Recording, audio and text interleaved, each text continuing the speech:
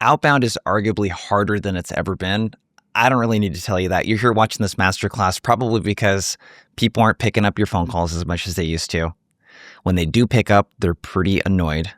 Second, they're probably not responding to your emails. And third, when you send them a LinkedIn connection request, that's not such a special, novel thing anymore. There's 3 reasons why we believe that outbound is especially hard right now. So the first reason is that buyers are inundated with options. There are hardly any new categories. So let's say you sell HR tech.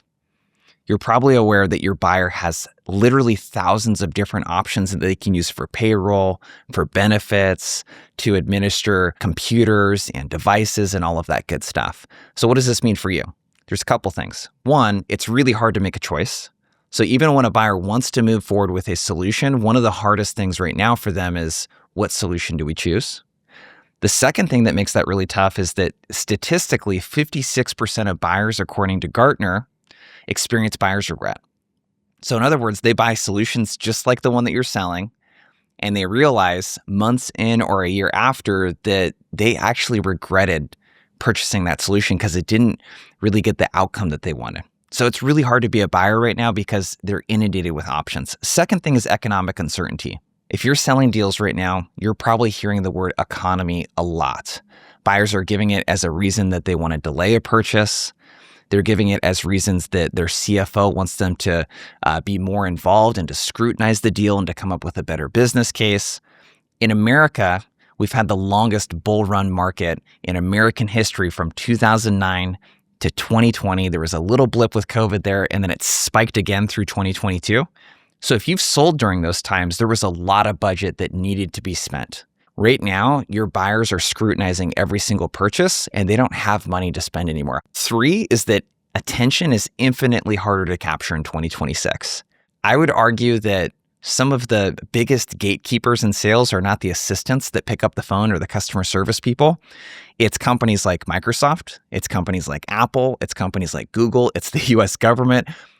All of these organizations and these tech companies, especially the multi-billion-dollar organizations, come out with all kinds of tools and features that make doing your job especially hard. One of the more recent things would be the screener function on your iPhones, where the AI will answer the call and talk to the person to see if it's a good fit and then transcribe it for you. So all of these tools make it really hard to get attention. The second thing is everything that you're competing with on someone's smartphone. There is unlimited amounts of things that a buyer can do to entertain themselves. So that's your Netflix, your Hulu, that's all the social media that's going to be consumed on their phone. And then all of the communication, whether it be a phone call, a voicemail, a text, a LinkedIn message, an email, all of that is hitting their smartphone. So what's that done to outbound? If you look at the stats up here on the screen, you can see that the average performer, whether it's email or phone, and these are both really large studies conducted by Gong. One that we did very recently with Gong and cold email, you could see that the average performer has a fraction of the success of someone that is in the top 25%. So what's this mean for you? Average no longer scales. You can't have an average skill set and expect to be able to do your job effectively. If you're managing a team, they cannot be average. It just doesn't scale, doesn't work anymore. So before we get into the content of the masterclass, you might be wondering, who is Jason? Who is Outbound Squad? Why should we listen to them, etc.? What we've spent the last 4 or 5 years doing is working with over 200 sales teams. So these are companies like Shopify, like Gong, like Rippling, like Zoom. The number one problem that we have focused on is pipeline generation. So that's SDR teams and AEs picking up the phone, making more phone calls, sending more messages on social to secure that initial meeting, making sure it's qualified, and then turning that into qualified pipeline. Our average customer increases qualified pipeline by more than 20% within a 90-day period of working with us together. And we've trained over 20,000 reps across those 200 sales teams. What we're going to dig into this masterclass, there are 3 key points that we're going to want to cover. The first is the foundation. So the first thing I want to help you with is upgrading your approach.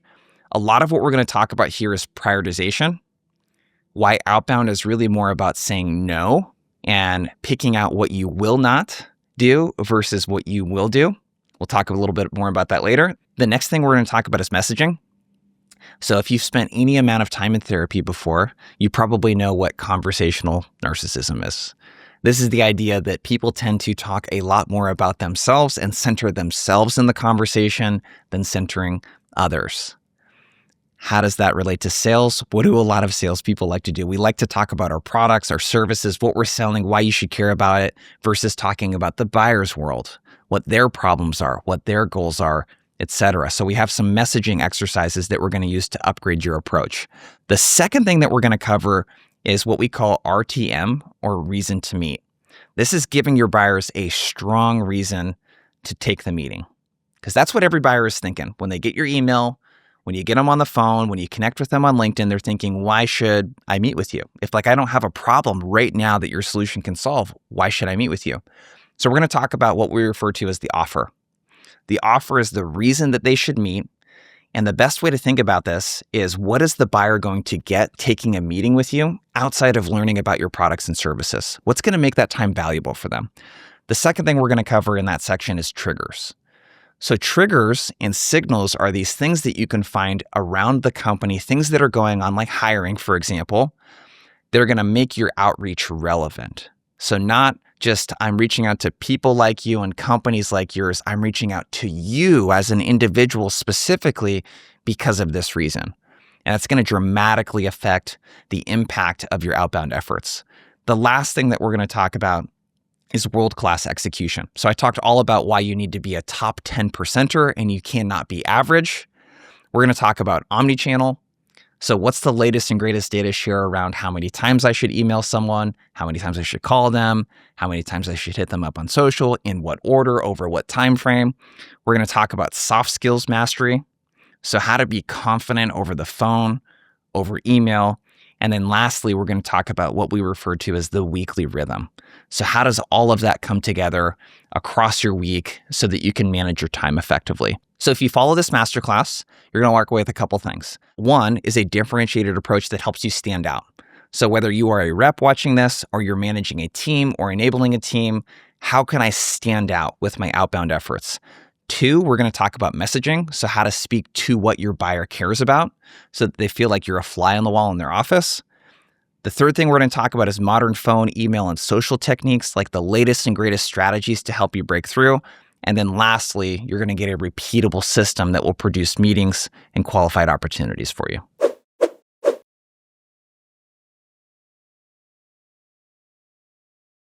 If you're a seller, you've likely heard of Medic or MedPick or Challenger, one of many of these sales methodologies.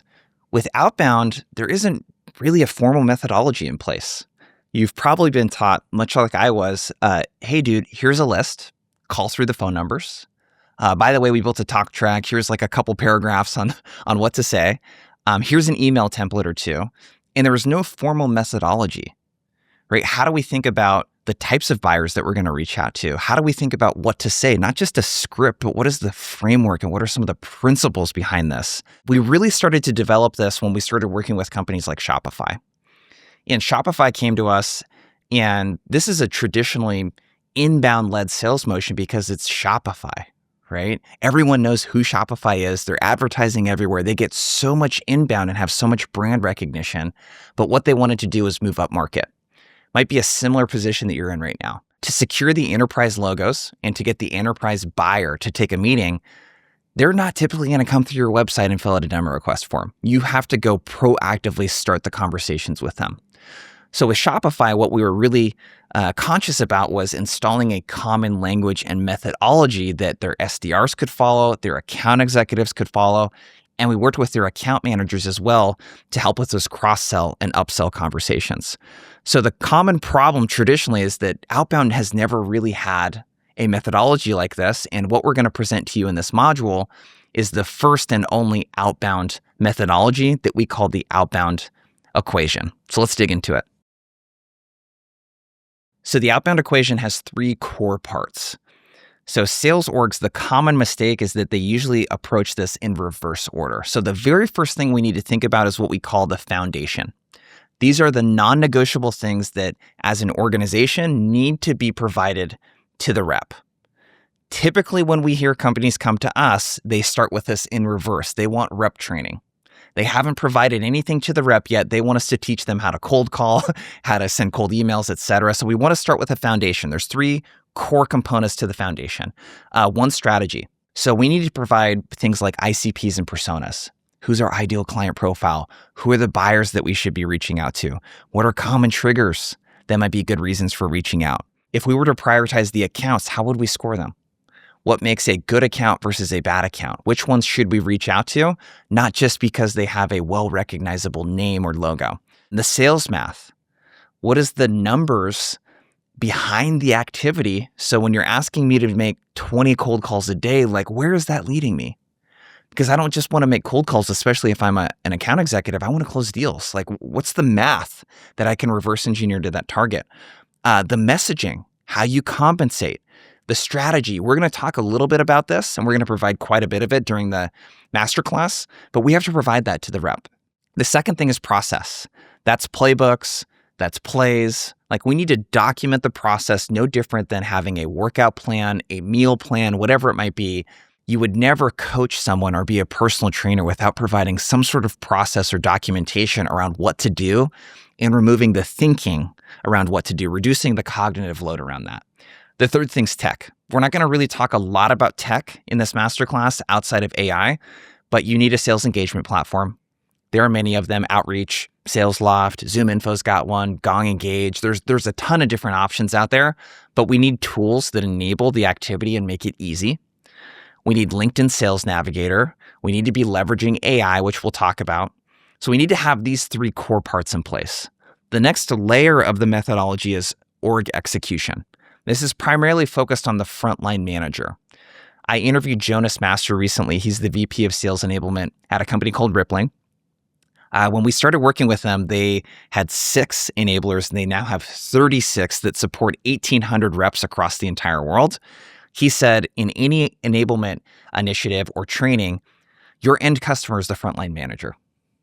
The frontline manager is the person that's going to reinforce on a daily basis the training, the skills that we want the reps to develop, the tools that we want them to be using. And he explained it best when he said, hey, as an enablement professional, what are the odds that you, one person covering 100 reps, can create change, ongoing, long-lasting change, versus a manager who is 1 to 6 reps, 1 to 8 reps. So the frontline manager is everything. The first component of this is reinforcement. So manager coaching, facilitating what we call get shit done sessions. So doing the work with the reps, getting in the pit. The second thing is measurement. So do we have really good reporting? Are we looking at the effort that the reps are putting in, their efficiency, how effective they are? Do we have good dashboards and reporting that we can manage to? And the third thing is culture. And this is really top-down participation.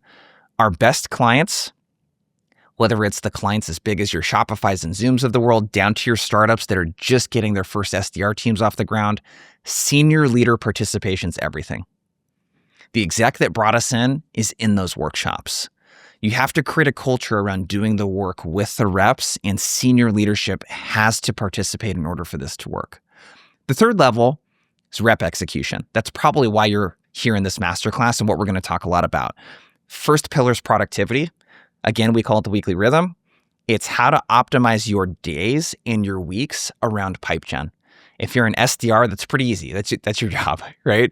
An account executive, you're selling most of the time, and you might have only 60 or 90 minutes a day to be able to fit in outbound and pipe gen activities. We're going to talk about how best to structure your week for success. Second thing's prioritization. We've talked about that quite a bit. Targeting, knowing where to spend your time and what to say yes or no to. And the third thing is the soft skills. This is an important part of the methodology in the equation, but it gets way too much of the spotlight. This is everything from how to use AI to your emailing skills, your phone skills, your social skills. In person, honestly, is a really big and great way to get meetings. But the soft skills, that is important, but we don't want to over-index on that. We need the other 8 components of this in order for it to be successful. So we're going to teach you in this masterclass a big chunk of the rep execution pieces.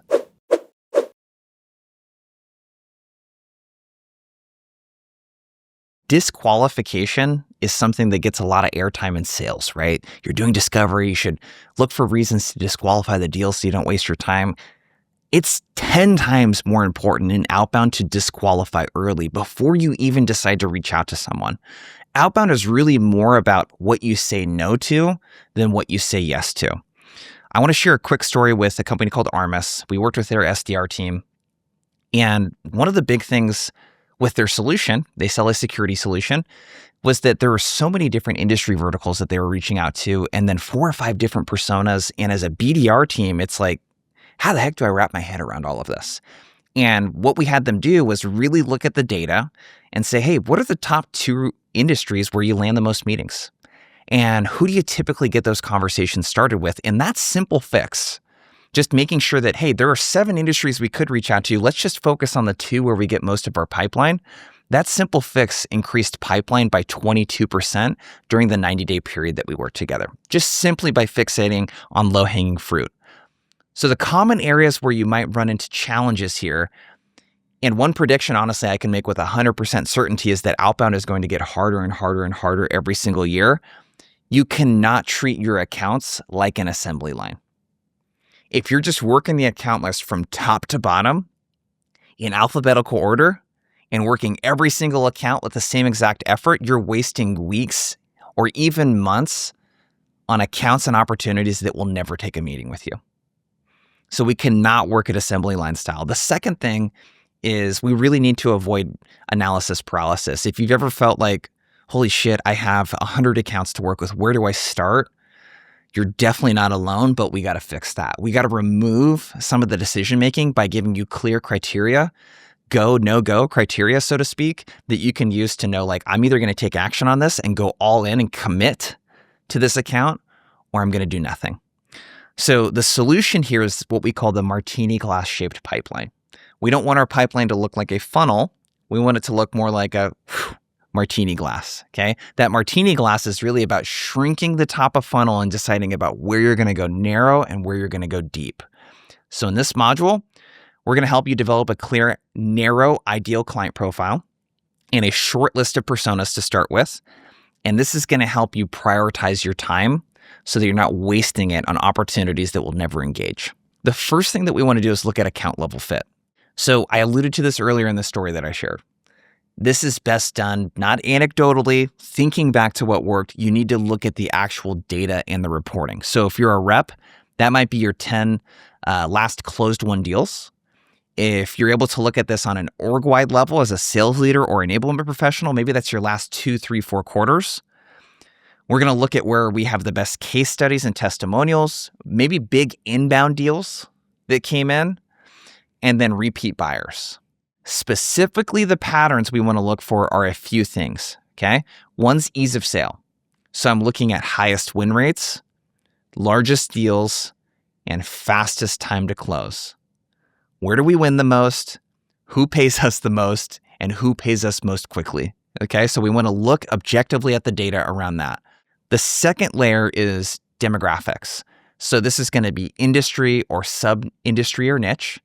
So if I was to give you an example of that, instead of saying software companies, we might say fintech, right? Companies that sell financial technology versus SaaS broadly, okay? That would be an example of a sub-industry or niche within SaaS. So we can get really hyper-specific there. That really helps, I find, if you're selling enterprise or strategic. You can go company size and headcount growth. So there are different bands. You might be an enterprise or mid-market rep, let's say, and maybe you don't have a lot of freedom around that. Revenue band is a great one to look at. Tech stack. You might sell a specific solution that requires a customer to be using HubSpot or Salesforce, let's say. So I want to look at that. Maybe you're selling something that has to do with the number of locations. Maybe department size and growth of the marketing department or the security team or whatever it might be could be good indicators as well. Geography. If you're selling SLED or federal, geography might be really important. Funding. So I want to start to look at all of these patterns across the deals that we win, the industries they're in, the size of these companies, other patterns and triggers that I notice so I can start to create that ideal client profile. Lastly, this is more something that you would do as an individual rep, is you might really narrow it down to where you have the most passion or knowledge. So one of the companies that we work with right now, They sell media solutions to marketing professionals, marketing executives. And each rep has got probably 7, 8 different industries that they sell enterprise into. And a lot of times what they have found effectively is like, hey, what do we know the most about? Okay, you're really into like grocery stores. Oh, cool. Let's prioritize Aldi's and all of these other grocery stores that you're reaching out to, Wegmans, right? Walmart, whatever it might be. If you have industry knowledge in those and a clear passion for it, that can really help break through as well. So the first part of this exercise is I want you to pull those numbers and then narrow down the accounts that you're going after, and you should have very clear ideal client profiles. Key point number 2, persona level fit. Okay, so we have to think very carefully about the people that we decide to engage at these accounts as well. So generally speaking, we want to look at the persona and the role of the person. Later in this masterclass, we're also going to talk about how to find low-hanging fruit and go even deeper with that. But the key idea again here is let's reverse engineer our deals. There's 3 sort of basic entrance paths that are going to depend on what you sell. A bottoms-up approach, so this is talking to individual contributors and managers, let's say at a company, and gathering insights and then working upward. It tends to be a slower sale when we do that. But if you sell something very technical, like one of our clients, for example, sells a database solution. Another one of our clients sells a very technical solution to marketing ops professionals. They typically talk with people that are engaging technically with that solution and experiencing the most day-to-day pain. That is usually the best place to start those conversations. You might do top-down. And obviously there's a combination of these that might apply. So some or all of these might apply to your situation, but top down, that's starting with a C-suite, then working your way down. Sounds really great in theory, right? I get the CEO to respond or the CFO if I sell something to finance professionals and they refer me down. Oftentimes with top down, I think the thing to be careful about is if we don't have great insights, when we do get that individual on the phone and we don't have something really good and that's insightful to share with them outside of what they've shared publicly, we could waste an opportunity. So that bottoms-up approach and then bringing it to the top can work really well.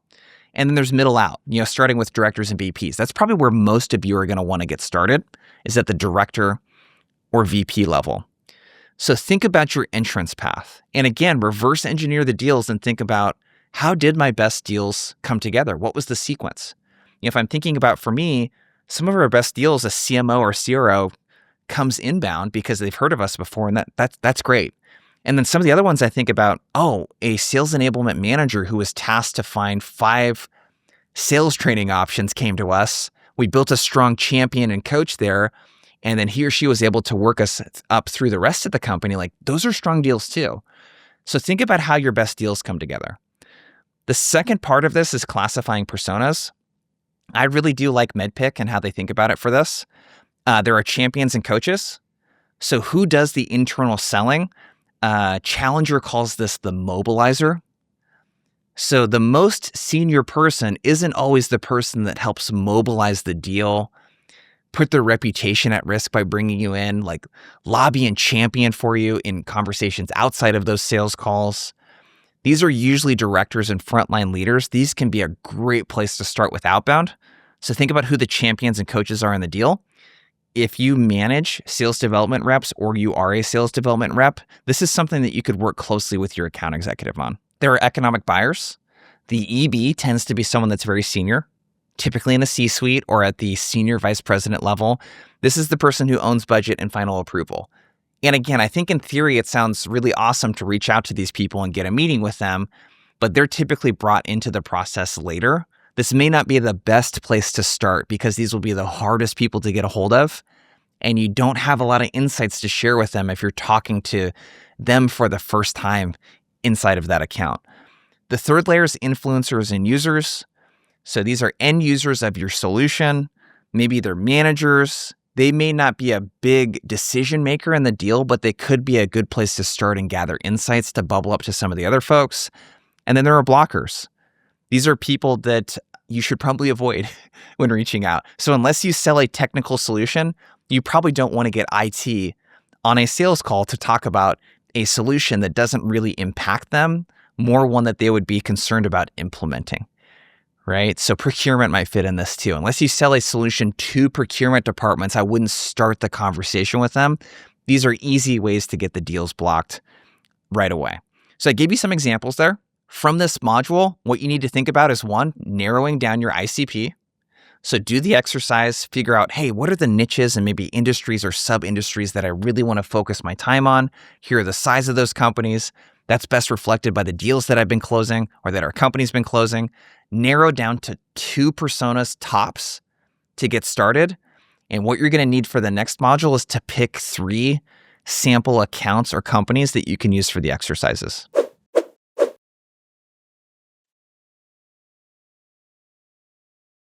There's 2 ways to approach outbound and selling. There's the push method, which I'm going to take my solution, I'm going to push it onto the buyer. I'm going to try to get them interested in my world and what we care about. That's features, functions, all of that kind of stuff. And there's the pull method. The pull method is, instead of trying to get them in our world, let's meet them in their world first. Let's talk about what they care about, their priorities, their goals, how they get the job done, things that are painful or stressful for them, and then we lure them over to our world. So we start in their world first. So the problem really is this. One, messaging is built from the inside out versus the outside in. So in other words, we launch a new product and we think about the features of that product and then how to talk to the market about it versus thinking about the persona. Hey, who's our buyer? What are they buying? Let's say it's a VP of marketing. What do they care about? And how can we align our product to what they care about? So we want to build it outside in. When we don't do this, that's where you see emails fall flat, even if they're like meeting the requirements around like length of email and all the guidelines that we're going to give you later in this masterclass. That's where the cold calls can fall short, where the buyer just says, this doesn't really resonate with me, or they say, send me an email, and you don't get anywhere in the first 45 seconds of the call. That stuff falls really flat when you don't have really great messaging. So the solution here is to use what we call customer voice. We're going to stop trying to explain our product, and we're going to speak from the voice of the customer. All of the data supports this approach, whether you look at the 300 million cold calls that Gong analyzed with 30 Minutes to President's Club, with problem-based language being almost 3 times more effective than using buzzwords. We also found this in our study that we did recently with Gong and 30 Minutes to President's Club on cold emails, right? When we use buzzwords, AI, platform, ROI, all of that stuff can decrease the reply rate of your emails by up to 57% versus using priority-based language. So things that are a priority for them, things that are common for the buyer to care about. So the outcome for this module, we're going to help you create a 1-page messaging matrix for a primary ICP and persona that you can use that's going to translate into talk tracks and into emails. Key point number 1, we want to leverage existing buyer language. I would have taught this module very different even a year and a half or 2 years ago. We didn't have all the great AI technology that we have now. So in order to really help AI do its job, we need to spoon feed it really great information. It needs good intel to work with. So the best way to do this is to gather sales calls and recordings. So if you're an account executive, you're running these calls. If you're an SDR or BDR, you can go find some of the recordings. Find recordings of the buyer that fit the ICP and persona that you outlined in the previous module. Find sales call recordings of those buyers talking about their problems, their goals, etc. That's where the gold really is with this. The second thing is we can pull top reps' emails and talk tracks. So think about the folks that are the best at securing outbound meetings. We can grab customer success and implementation calls. If your company has done any customer interviews or fireside chats, let's say, we can grab that. If there's good marketing content or competitor case studies, you can do job descriptions, LinkedIn profiles, industry reports. Maybe your marketing team has created something that has like use cases in it and then outputs and outcomes and things like that from those use cases you can talk about. And then last but not least, if there have been any conversations with the internal buyer persona at your company, you can leverage that too. So for example, if I sell a HR solution, conversations with our CHRO or HR managers or VPs of HR, that could be really helpful too. So the first thing you need to do before you move any further is gather all of that great information in one place. Second thing we're going to do is build our messaging matrix. So Just to give you a little hint at what's coming up next is I'm going to talk about how to use this with AI. So as you're seeing this on the screen, hopefully it doesn't overwhelm you with all of the great information that's on this persona, because we're going to leverage AI to help us with this. It's really important for you, though, that you know the 4 key components to great messaging so that you can do what we call red penning. So red penning is this idea that, hey, AI, it's not going to do our job for us. So in other words, it's going to get us 80, 90% of the way there. We're not going to have to black pen it from scratch, but we will need to red pen and edit. So you need to know what good looks like. The 4 components are this. First one's priorities. So what I want you to imagine is that the room that you're in right now, or a Zoom meeting, let's say you're doing, if there are a dozen of the persona that you outlined sitting in that meeting, and you were asking them questions like, what's top of mind for everyone right now? What are you most worried about? What's most important to you? If you had a whiteboard on the back here with your top priorities on it, what would be on it? You're going to ask them questions like that. And I want you to imagine what kind of answers you would get. If you're an account executive and you're working deals and you're creating business cases, let's say, and you're like, oh, here are clear priorities. So for us, it's not just revenue and pipeline. A lot of times what the sales leaders are saying is things like AE self-sourcing. We need to get our AEs to rely less on BDRs and marketing to hit our pipeline targets. That's an example of a priority.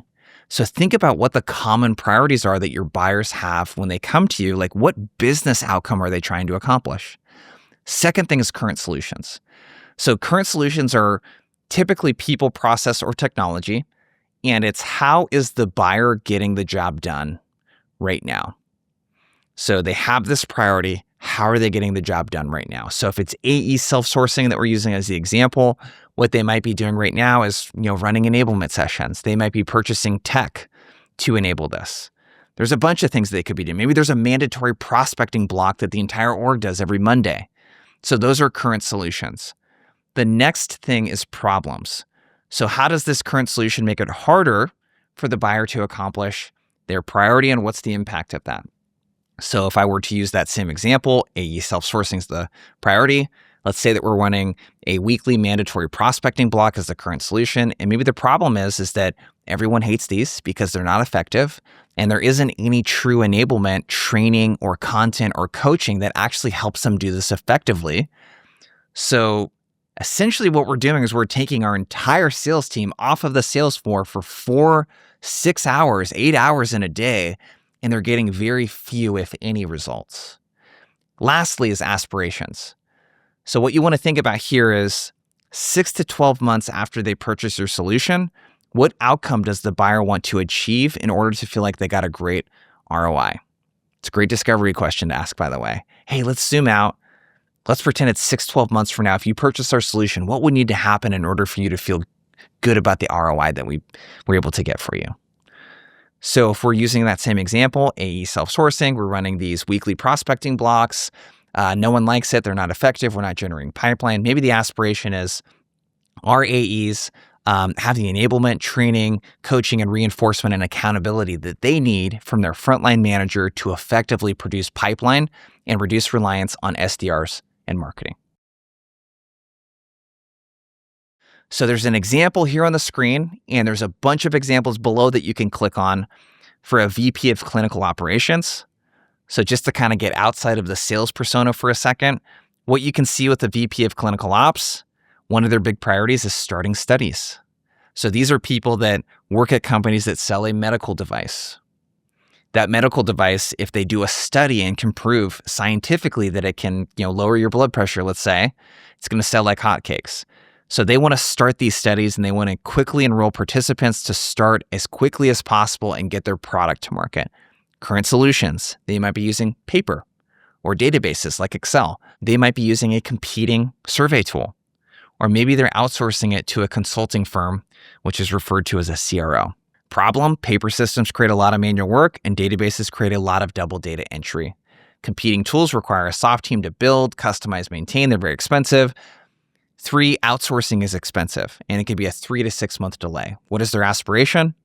They want to start studies ahead of schedule so they can get their product to market faster. Okay, so priorities, current solutions, problems, aspirations. Next step, let's build one of these for your personas. Part 3, let's talk about how to leverage AI to help with this. So the messaging that I just showed you in the examples that you saw, these literally take an hour to produce for each of our clients. And we hop on a workshop with like 10 or 12 of our clients on there. And it takes an entire hour to build that. And then we have to edit it afterwards. I want to give you something that you can use that will produce results in a couple minutes if you do it properly.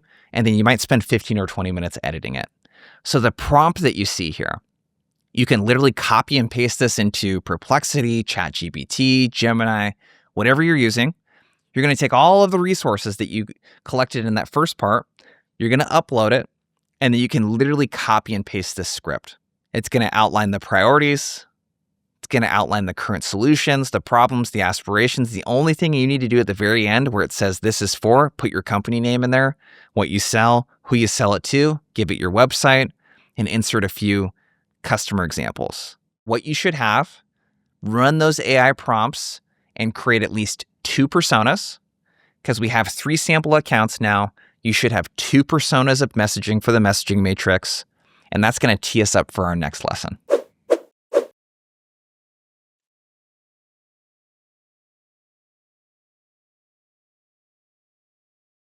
Buyers would prefer not to meet with you. Even if they want to buy your solution, I mean, the data doesn't lie on this. 75% of buyers, according to Gartner, would love a rep-free buying experience. So if they could buy your stuff, me included, and they did not have to interact with you to buy it, that's exactly what they would do. So what's this mean for outbound? What this means is that you need a strong reason to meet. If the buyer is not actively looking for a solution, that doesn't mean they don't have a problem that you could solve. But they're not going to want to take the meeting to do a demo of your solution or to talk about your solution. They want to take a meeting to get value. And we're going to talk about what value means because that word gets thrown around a lot in sales. And I'm always wondering, like, what the heck is value? What do people mean by that? We're going to talk about what that means today. One of our previous customers, a company called Path Robotics, they put this into action with a lot of success. They had an SDR team who was struggling to engage senior manufacturing and operations professionals. So think the largest manufacturing companies like trailer parts, semi-truck parts, all kinds of stuff that you can think of in the world. That's their buyer. So they sell both hardware as a service and then software as a service. It's an automated welding solution. So their SDRs got really good at selling what I call the blind date. So the SDR would say, hey, I'm actually going to put you in touch with Dave. Dave has about a decade of experience working with companies like Caterpillar and a few others. And he's going to walk you through how they're automating some of the traditionally very hard to automate welding parts. And the second thing they're going to talk about is the welding shortage. So how companies like them are dealing with the shortage of labor right now and what you can do to automate some of those parts.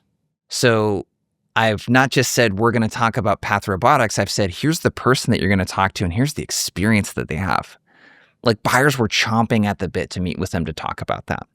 So here's the problem, right? Statistically, your buyers have been burned many times before. And I'm not just talking about buying something that they have buyer's regret around. I'm talking about attending sales meetings with people like us and then feeling like it's a waste of time. Over half of buyers experience that. And like I alluded to earlier, most buyers aren't actively buying. So we have to have a great offer. The data shows that, especially in email, we just ran a study with Gong, the reply rate will increase by more than 28% with the presence of a compelling offer. So your takeaway here in this module is I want you to walk away with at least one good offer that you can use immediately after this call to improve your odds of booking a meeting. So there's 3 key types of offers. One is what I call the good offer. We're going to do a good, better, best. Okay, it's the blind date. Regardless of what you sell, every single one of you can immediately start selling the blind date. So there are different types. I gave you an example earlier. There is the SDR that is selling the account executive. So if you're an SDR, what you want to think about is what's the bio of the person that I'm setting meetings for? How long have they been in the industry? Who do they sell to? What logos have they closed? These are all things that you can use to hype them up. If you're an account executive, you can sell yourself. I see this oftentimes with EdTech, let's say, where I'm calling on people in the education space and I'm a former teacher. I should say, hey, by the way, I was a former teacher. I can share firsthand some of the things that I saw as a teacher and the value that a lot of our teachers are getting out of this solution, right? So I can sell myself. You can sell the solutions expert. We have a client that sells cybersecurity solutions, right? They oftentimes bring a technical person onto the first call. Sell that person's expertise. There's another client that sells database solutions. It's very technical again. You can bring a technical person onto that first call, and I want you to hype them up and talk about what they're going to learn from that experience. And then there's lastly, selling power to power. So if you're setting up a meeting and it's with someone senior, you could offer to bring that equivalent on your side. So if you sell to marketers, let's say you got a VP of marketing to take a meeting, you could offer to bring your VP of marketing onto the meeting as well. So that's the blind date. Think about how you can sell and hype up the person or persons that the buyer will be meeting with. Number 2, the better option. These are typically one-to-many insights. So I'll give you an example of something one of our customers did. They were selling to e-commerce companies, and it was a lot of like outdoor brands. So think like, Patagonia, think about North Face, Columbia, etc. What they did with their marketing team was mystery shop 300 e-commerce companies, and they built a database that had everything from like typical response times via chat to the channels they used to the hours that they operated in. And what they're able to do with that was really cool. So they would cold call folks and be like, hey, this is so-and-so from XYZ company. We actually mystery shopped Patagonia, and we noticed that your response time via chat was about twice as long as North Face and Columbia. And I have a hunch that might be affecting the sales and the conversion rate on the website right now. Do you have a minute for me to share more about why I was calling you? So immediately they would get an emotional, visceral response from the buyer where they're like, wait, who are you? What did you do? They're tuned in. So that's a great way you can use one-to-many insights. Other examples of that are benchmark reports, best practice guides. Maybe there's just mini research pieces that you guys have done for webinars. There's all kinds of like education that you can share with people on the marketplace, state of cybersecurity, of cloud, of graph databases, whatever it might be. You can build some of these insights as well, and they're very, very powerful. The third type of offer in the best category is one-to-one custom offers. This is primarily going to be an enterprise and strategic move. So I'll give you an example of this. We worked with a company that sold e-commerce solutions, and what they would do is a lightweight checkout review. So they could actually experience the brand. So they would go on to like Patagonia's website, let's say, for example. They would add something to the cart and then notice that, oh, I didn't get any emails or texts when I entered my email and phone number and I didn't buy something. Or, hey, I bought something, but it didn't offer any upsells. So they could reach out to the buyer and say, hey, I noticed that you didn't have upsells or express checkout or cart reminders, and this could be affecting your sales in XYZ way. By the way, your competitor, ABC, is doing that right now. So think about that. That's a custom offer that I'm doing for that individual. So you could offer risk or opportunity assessments. Maybe you do mini audits if it's something that you can see on the website. You could give them a simple report benchmarking them against a few of their competitors or peers.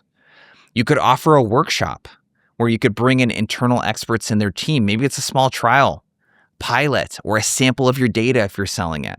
There's a bunch of different things that you can do. So your takeaway from this module, you have the good offer, right? The blind date. You have the better, the one-to-many insight, and you have the best, the one-to-one offer, the custom insight. I want you to pick one of these offers that you can work on and start using immediately in your outbound outreach.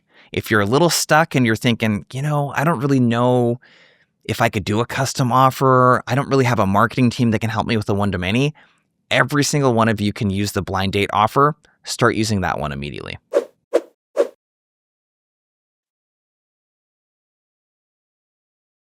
Why me?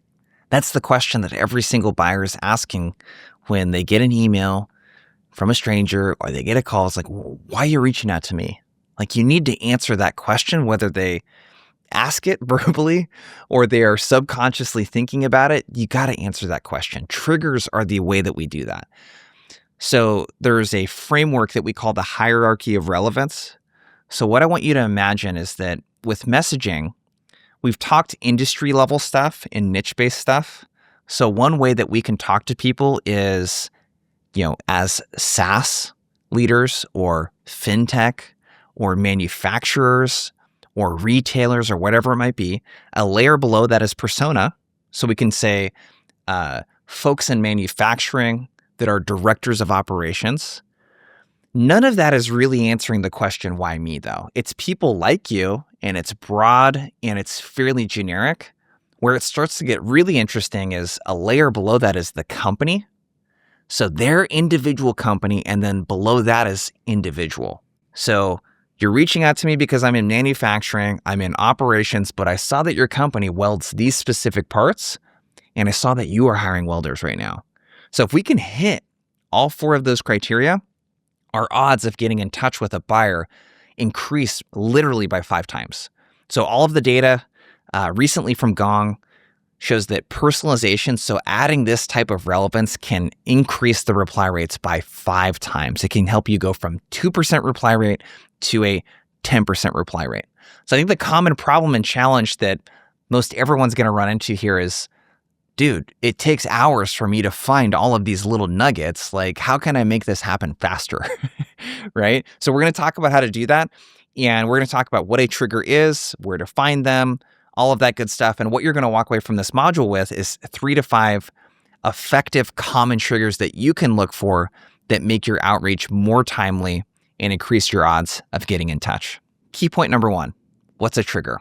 The best way to think of a trigger is evidence that the buyer is actually prioritizing what you mapped out in your messaging matrix, uses some of the current solutions that you talked about, has a problem that you talked about, or has an aspiration, or all of the above really, that you talked about. It's a great way to go from generic industry, companies like yours, people like you, to your company, you as an individual. The trigger is going to help you answer that question again. Why me? So let's talk about the types of triggers. There are hard triggers.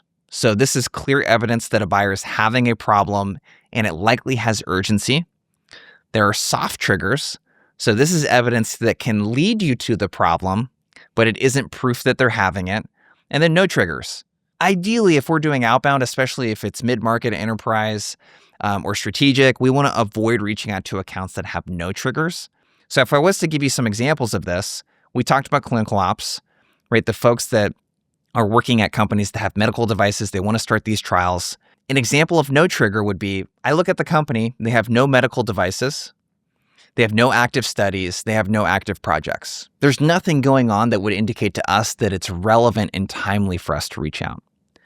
An example of a soft trigger would be, and again, a soft trigger leads us to the problem. It doesn't necessarily mean that they are having it, but we can hypothesize or make an educated guess about it, is maybe they have active studies for their projects that are underway, right? It's a great trigger, but it's a soft trigger because it's an indicator that they have a study, but we do not know if they are experiencing pain.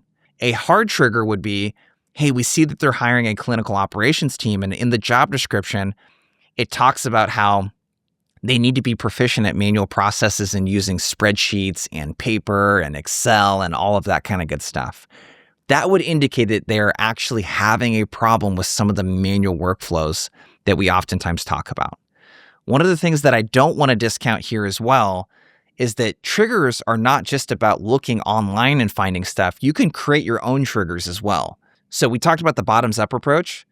Let's say that before I reach out to the VP of clinical operations, I just call a few people on that person's team just to see what kind of systems they use and what kind of problems they might be having.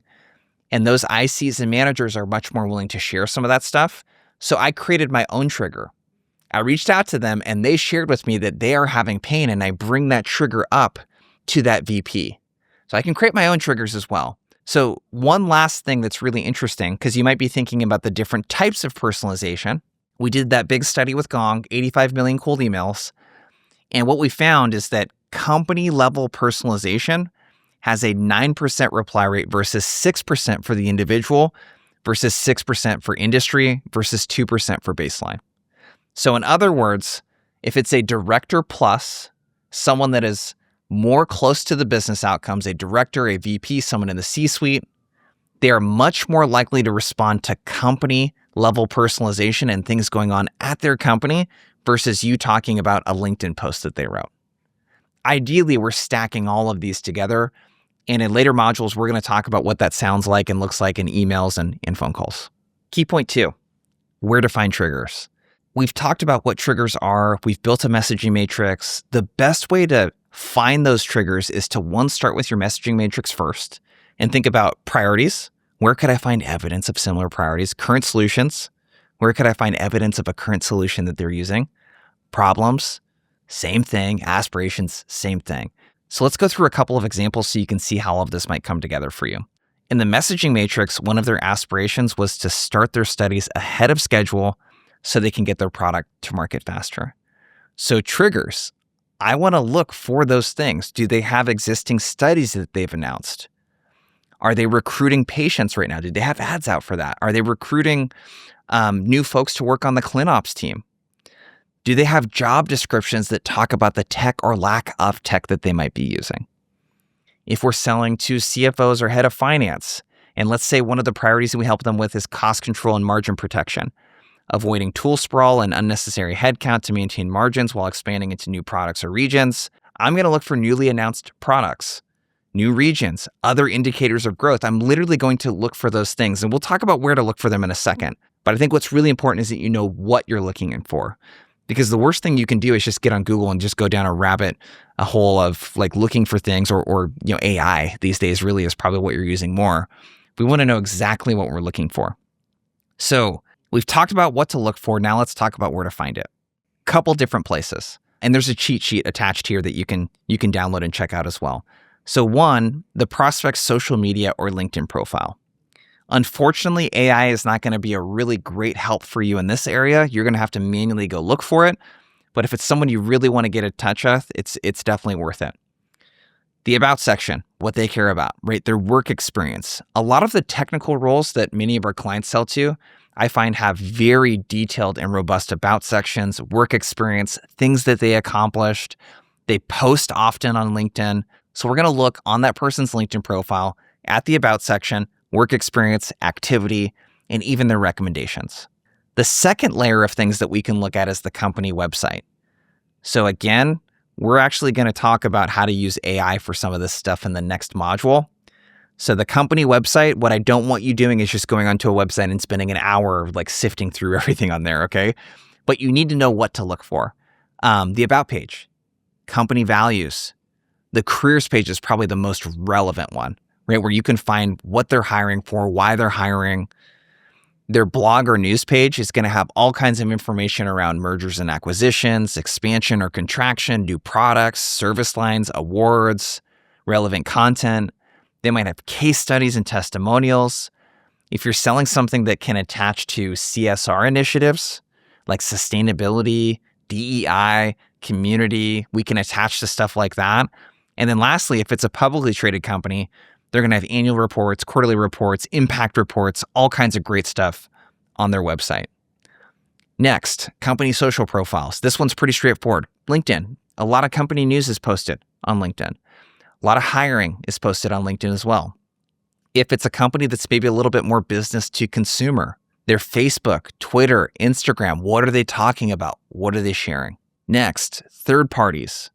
We've talked a little bit about this, but there are earnings calls and press releases. There's a tool called Seeking Alpha that I really like for this, but it'll help you pull transcripts of those quarterly earnings calls. The actual quarterly earnings report, I find, doesn't have a lot of commentary in it. It's mostly facts and figures, how the company's performing, their financials. The earnings calls and the transcripts, they have people ask them really tough questions in those calls, and how they answer them could give you a lot of great insight. There's PR. There might be new legislation. If you sell something related to tax compliance, let's say, there's all kinds of stuff that third-party information can get you. And then last but not least, there are inbound triggers. So another thing you can take into consideration is, are they downloading ebooks? Have they attended events or webinars or engaged with us on social, whatever it might be? So what I want you to do is prioritize your top 5 triggers. These could be a combination of hard and soft triggers. And what we want to do is map those out, where to find them, and that's going to tee us up really well for the next module, where we're going to talk about how to leverage AI to help you find some of these triggers.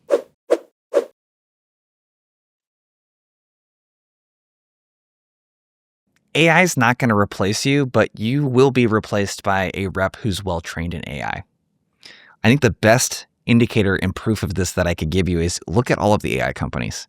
ChatGPT, Perplexity, Claude, all of the companies are hiring sales reps. And a lot of them are hiring sales development reps, humans to do the outbound for them. You would think out of any company that could automate and do this with AI, it would be the AI companies. So they are hiring people. It's not about getting replaced. It's about how you work with it. So what we're going to talk about in this module is really how can we work more with a red pen, right? And edit things and save brain power so that we're not starting from scratch versus black penning, okay? There's a company that we worked with. They sell AI cameras for fire detection and prevention. And they just, after implementing some of this stuff, their reps went from working 10, 15 hours analyzing reports and digging through these like 200-page annual reports, situational awareness reports, et cetera, to like literally cutting this down to about 5 or 10 minutes a pop. And that's what I want to help you with today. So what you might be experiencing though, if you've used AI, is a couple things. One, you're skeptical. Maybe you haven't used it. You haven't taken the time to learn it. Maybe the output has been basic, unhelpful, or it's been information overload, or the worst, maybe some of the information has been inaccurate, right? It's done some of those hallucinations. And last but not least, maybe it's taken way too long to get what you want. So maybe you're like, dude, it would be a lot faster for me to just look for this manually instead of working back and forth with this AI. So what I'm going to talk to you about in this module is one, how to train AI to produce better results for you. I'm going to give you some prompts that you can use to search through 100+ page documents in a matter of seconds. And you're going to get some starter messaging that you can use for your outbound emails. Key point number one, let's talk about the framework. AI, like I said, it's not going to do your job for you, but it's a great assistant. So I want you to think for a second. If your company, let's say if you're a rep or even a senior sales leader, let's say that your company said, here's a budget that you can use to hire your own personal assistant. What's the first thing that you would do? You probably would onboard that person. You would teach them about the company. You would teach them how to do some of the specific tasks maybe that you need to get done. And when they came back to you with it, you would probably give them feedback. These are things that we would do for a human. Yet the expectation I find is not the same with AI. We expect that it just will know how to do our job for us and not need any course correction or feedback, when the exact opposite is true. You have to treat AI like a human. You got to interact with it. You got to train it. You got to give it feedback in order for it to produce a better outcome for you. Okay, so the very first part of the framework is we want to educate. Since AI doesn't know anything really about your company or your buyer outside of what might be publicly available, I want you to feed it the messaging matrix that you created. If there's high-level information that you have about your product, the solution, sales decks that you might have, I want you to upload that. I want you to take customer case studies, upload that kind of stuff. If there are call transcripts, anything that you can think of that you would want as a new rep being onboarded at your company, I want you to give to the AI. The cool part, and who knows, this is maybe changed since you're watching it now because these platforms change so quickly, but ChatGPT has a way to create projects where you can upload these types of files to it. Gemini has a way to create gems. I mean, there's so many tools that you can use and give it this information so you don't have to prompt it every time, okay? The second part of the framework is dig. Once I've educated AI on who we are, what we do, what our buyers care about, now I can give it specific instructions on what to look for, okay? The reason for this is we don't want to say something like, create an account plan for me. I'm researching T-Mobile. It's going to give you a bunch of shit that you just don't, frankly, isn't helpful, okay? We want to tell it what not to look for. We want to give it the right things to look for. So we have to be very specific about where we want it to dig. Lastly, summarize. We need to make all of the information digestible and also prioritize the key triggers that we looked for. So 50 pages of info in AI is just as useless as getting 50 pages of info that you have to manually look through in a Word document. It still takes time to go through. We want a quick, concise summary. Key point number 2. Prompts in what this looks like in action.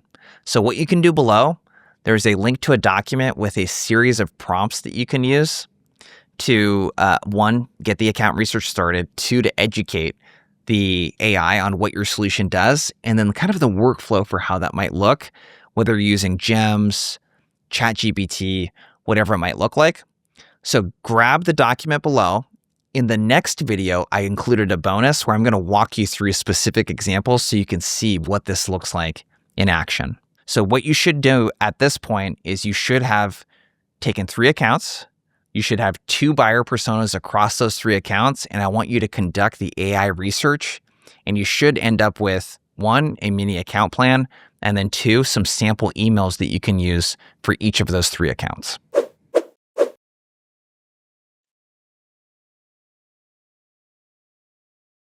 Once I've made the decision on who I'm going to reach out to or who I will not reach out to, the second thing you really need to think about is committing to that activity.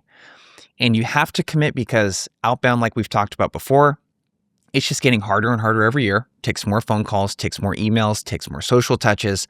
You have to be really conscious of who you decide to go outbound on and the level of activity that you're going to commit in order to get a response. So common problems here really center around not following what the data suggests that we should do. It's lack of activity. So the average rep reaches out to a prospect 3 to 5 times before stopping. Hint, the data suggests we should do about 3x that. Second thing is lack of consistency. So maybe I spread out my emails. I send one, today is Thursday. I make a call next Thursday and I forget maybe to follow up the week after. I send another email. And it's not very obvious to the buyer who's probably getting hundreds of emails on a weekly basis, dozens of phone calls that, hey, that phone call I made, that voicemail I left, and the email that I sent, that's all coming from the same person. Third part's channel neglect. So ignoring entire channels. The most common channel that I see getting ignored is the phone. There is a rare occurrence where a team is like, hey, we're all about the phones and we love the phones, but we can't make this email thing work, so we don't send emails. It's usually the opposite. When we don't combine multiple channels together, we're literally losing out on 2/3 of the responses that we could be getting. The other set of problems really revolves around treating every prospect the same, and we're going to talk about what to do about that here in a second. So we want to use data-backed strategies. We want to tier our efforts, and what we're going to talk about in this section is how to build sequences that deliver consistent replies. Key point number 1, let's talk about tiering first. We do not want to treat prospects equally. We've already talked about the importance of the martini glass-shaped pipeline, where we're going to, at the very top of the funnel, say no to most of the folks that we could be reaching out to so that we can go deeper on those opportunities. With sequencing, we want to have different types of sequences and omnichannel approaches depending on how valuable the meeting will be for us. So for example, one of the types of sequences that we suggest is a high-touch sequence. This is going to be very customized. So think about the emails that you write in the sequence. These are going to be customized. Think about the channels, phone plus email plus social. We're going to go across all of those channels and go highly customized. This is a really great approach if we're reaching out to someone who is a senior stakeholder. Maybe it's an account that's just like a super good fit. We know that they have a problem that we can solve. Maybe we see a potential for a really large deal size. We're going to conduct all of the phone calls, all of the emails, all of the social touches. We'll show you an example of what that looks like here in just a second. The other type of sequence that we might use instead of a high-touch sequence is a low-touch sequence. This is going to leverage more automation, and it's typically going to be really heavy on email. So these might be fully automated emails, and the phone calls are optional. Maybe only prospects who are opening up our emails but not responding are the ones that are going to get a phone call from us, okay? So if I was to give you an example, we worked with a customer that sells a finance solution to software companies. So it's something that works on the back end of the purchases that, will help when a credit card is bad or expired, or when something's about to be a recurring charge. And let's say for some reason it doesn't go through because of a fraud alert. Like, it's really good at spotting these things so that a company can improve their monthly revenue. An example of a high touch sequence would be to a CFO or head of finance. It's very manual. It's much harder to get a hold of these people. And because they have a very high value to us if we meet with them, we're getting a sales cycle started with someone very senior. Low touch, a finance manager. This might be more automated to get some context into what kind of tools they're using, but it's not going to need as much personalization to capture their attention. So if we're looking at some example sequences here, what you can see is there's a high touch sequence, and you can see that it's got all of the emails, all of the calls, all of the social touches. That's happening over a 3-week period here. And what you can see here is an example of a low touch sequence. This is mostly email touches. There's a lot of automation. I may be sprinkling in a phone call or two if the prospect is engaging with me. Key point number 2. So we've talked about tiering. Let's talk about what the data suggests that we should do and answer the question of, how long should we reach out? How often? Across what channels? How many touches per channel, etc. So the simple approach, if I was to make this very just mind-numbingly simple for you, it's multi-day. So it's 3 to 4 weeks long. So from start to finish, I'm going to go 3 to 4 weeks. It's multi-touch, 12 to 15 touches. So that's across 3 channels, phone plus email plus social. So I want to be multi-day, multi-touch, multi-channel. What that might look like over the course of a week is what you see here on this diagram. So what the first week might look like, the first set of 5 touches is I'm going to call. I'm going to leave a voicemail if they don't pick up. I'm going to follow it up with the email, and I'm also going to hit them up on LinkedIn. I'm going to do all of those simultaneously. And what the data shows is that if we leverage these double and triple taps, Tony Hughes refers to this as combo prospecting. SalesLoft data shows it's going to increase our contact rate by 3.1x if we do those touches together and simultaneously. Phone plus email plus social. So let's say that we do that on a Tuesday. We're going to give it a break on Wednesday. So we're going to make a lot of noise Tuesday, break Wednesday. On Thursday, we're going to follow up with 2 more touches. The call and then a bump email. So that email is going to bump that first email. We're not going to send another long email. We're going to do same email chain. We're going to bump it. And now we have our 5 touches. And we're just going to repeat that pattern over the course of 3 weeks. There's a couple really specific things going on with this sequence that I want to point out. And then we'll show you like a full example of what the sequence looks like. So you can see the emails, the language, all of that kind of stuff. So we've talked about double and triple taps. The second thing that we want to do, and I've sort of alluded to this, but not called it out specifically, is following the engagement. Anytime we see some sort of sign of life, a prospect opens an email, replies to an email, even if it's not a positive response necessarily, they accept a LinkedIn connection request, we're going to use their response and their engagement as a way to point our effort in the right direction. So in other words, if we see them engaging, we're going to disproportionately put more effort into those prospects. They open emails. I'm going to call more of those folks. They're accepting my LinkedIn connection request. I'm going to send more emails. I'm going to call more, etc. I'm going to follow the engagement. Number 3, we talked about bump emails. It's this principle that we're not going to send a bunch of long-winded emails back to back to the customer. In a later module, we're going to talk about email and bump emails specifically. So we'll have some more content on that. And the 4th point here is pointing voicemails to emails. So during the phone section, we're going to talk about this concept a little bit more, but one thing that you can keep with you here is the point of doing multi-channel and doing omnichannel is not just for you to do all of this stuff across the different channels. It's so that it feels like an omnichannel experience to the buyer. So in other words, we want to connect the activity we do over the phone with the activity we do via email, with the activity we do via social, because it's all coming to the same place, that person's smartphone. So with voicemail, instead of asking for a call back when we leave a voicemail, we're just going to point the voicemail to the email. We're not going to say, and by the way, it's Jason, call me back at XYZ. It's, hey, it's Jason, I sent you an email and the subject line is, boom. And we'll talk about what that might sound like here in a later module when we talk about the phones. But Gong data and Orem data both supports this. Email reply rates increase by 2.1x when you leave voicemails through your sequences. That's data from Gong. Future pickup rates are 25.8% higher, according to Orem, if you leave voicemails as well. So the phone, even if people are not picking up the phone, that doesn't mean that they aren't engaging with voicemails and other things that you're sending them. So let's take a look at a full example sequence from top to bottom. So here's a high-touch sequence. We've been using the example quite a bit today with the clinical operations persona. So again, to refresh you, the clinical operations persona, these folks work at a medical device company. They want to start and run a study and they want it to finish on time. So here's what that first email might look like. You can see the subject line, FAPI study delays, they call that a specific study. So when we think about like relevance and triggers, they found a specific study. Hey, Frank, congrats on the FDA approval to move forward with the FAPI clinical trial. I imagine you're focused on enabling the recruitment of upcoming trials, but spreadsheets and double data entry across multiple systems can cause delays. That's a problem statement. And again, we're going to break down these emails a little bit more in depth in a future module. Ultramics and MedRhythms shortened startup timelines from 12 weeks to 4 weeks to get their product to market faster. Can I share how this could be helpful for you? At Sophie. That's my first email. It's personalized. I call and leave a voicemail next. I follow, like, and comment on LinkedIn. I do all of that on the first day of reaching out to someone. On the third day, I bump the email. Here's more info on how Ultramics reduced startup timelines from 12 to 4 weeks.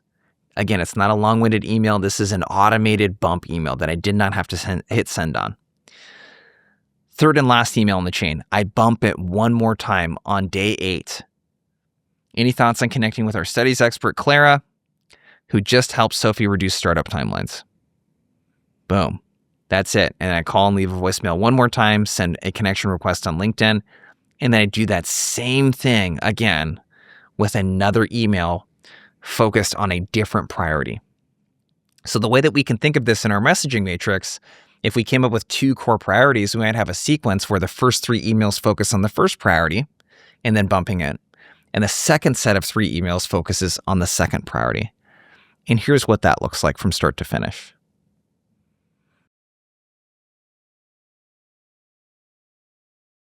The second type of sequence, so we talked high touch, is now low touch. So if we look at that same example, let's say that we're sending a low touch sequence. It's to someone in clinical ops, but it's at the IC level. It's an individual contributor. It's not someone that's at a director or VP level. When we reach out to them, you can see this first email. It's not personalized outside of what you could easily bring in with merge tags. It's got the person's first name on it and then the company name. That's it. We remove the personalization. We bump the email on day 3. Bump it again on day 8. No call tasks, right? Day 10, 15, 17. New set of emails. Bump, bump. So in that automated low touch sequence, what we're doing there is sending those emails, and then we might decide to call folks that open up a lot of those emails. So what we want to take away from this module here is we want to tier our sequences. We don't want to treat prospects equally. So for those senior folks or the folks that are on the power line that you're like, hey, a meeting with this person is very valuable, I'm going to do a high touch sequence and then follow all of the principles that we outlined, all of the data-backed principles. Then I have a low touch sequence that I'm going to leverage to reach out to ICs, managers, folks that are easier to get a hold of where the meeting, that first meeting, is less valuable. So what I want you to do is create your high touch sequence and then create your low touch sequence.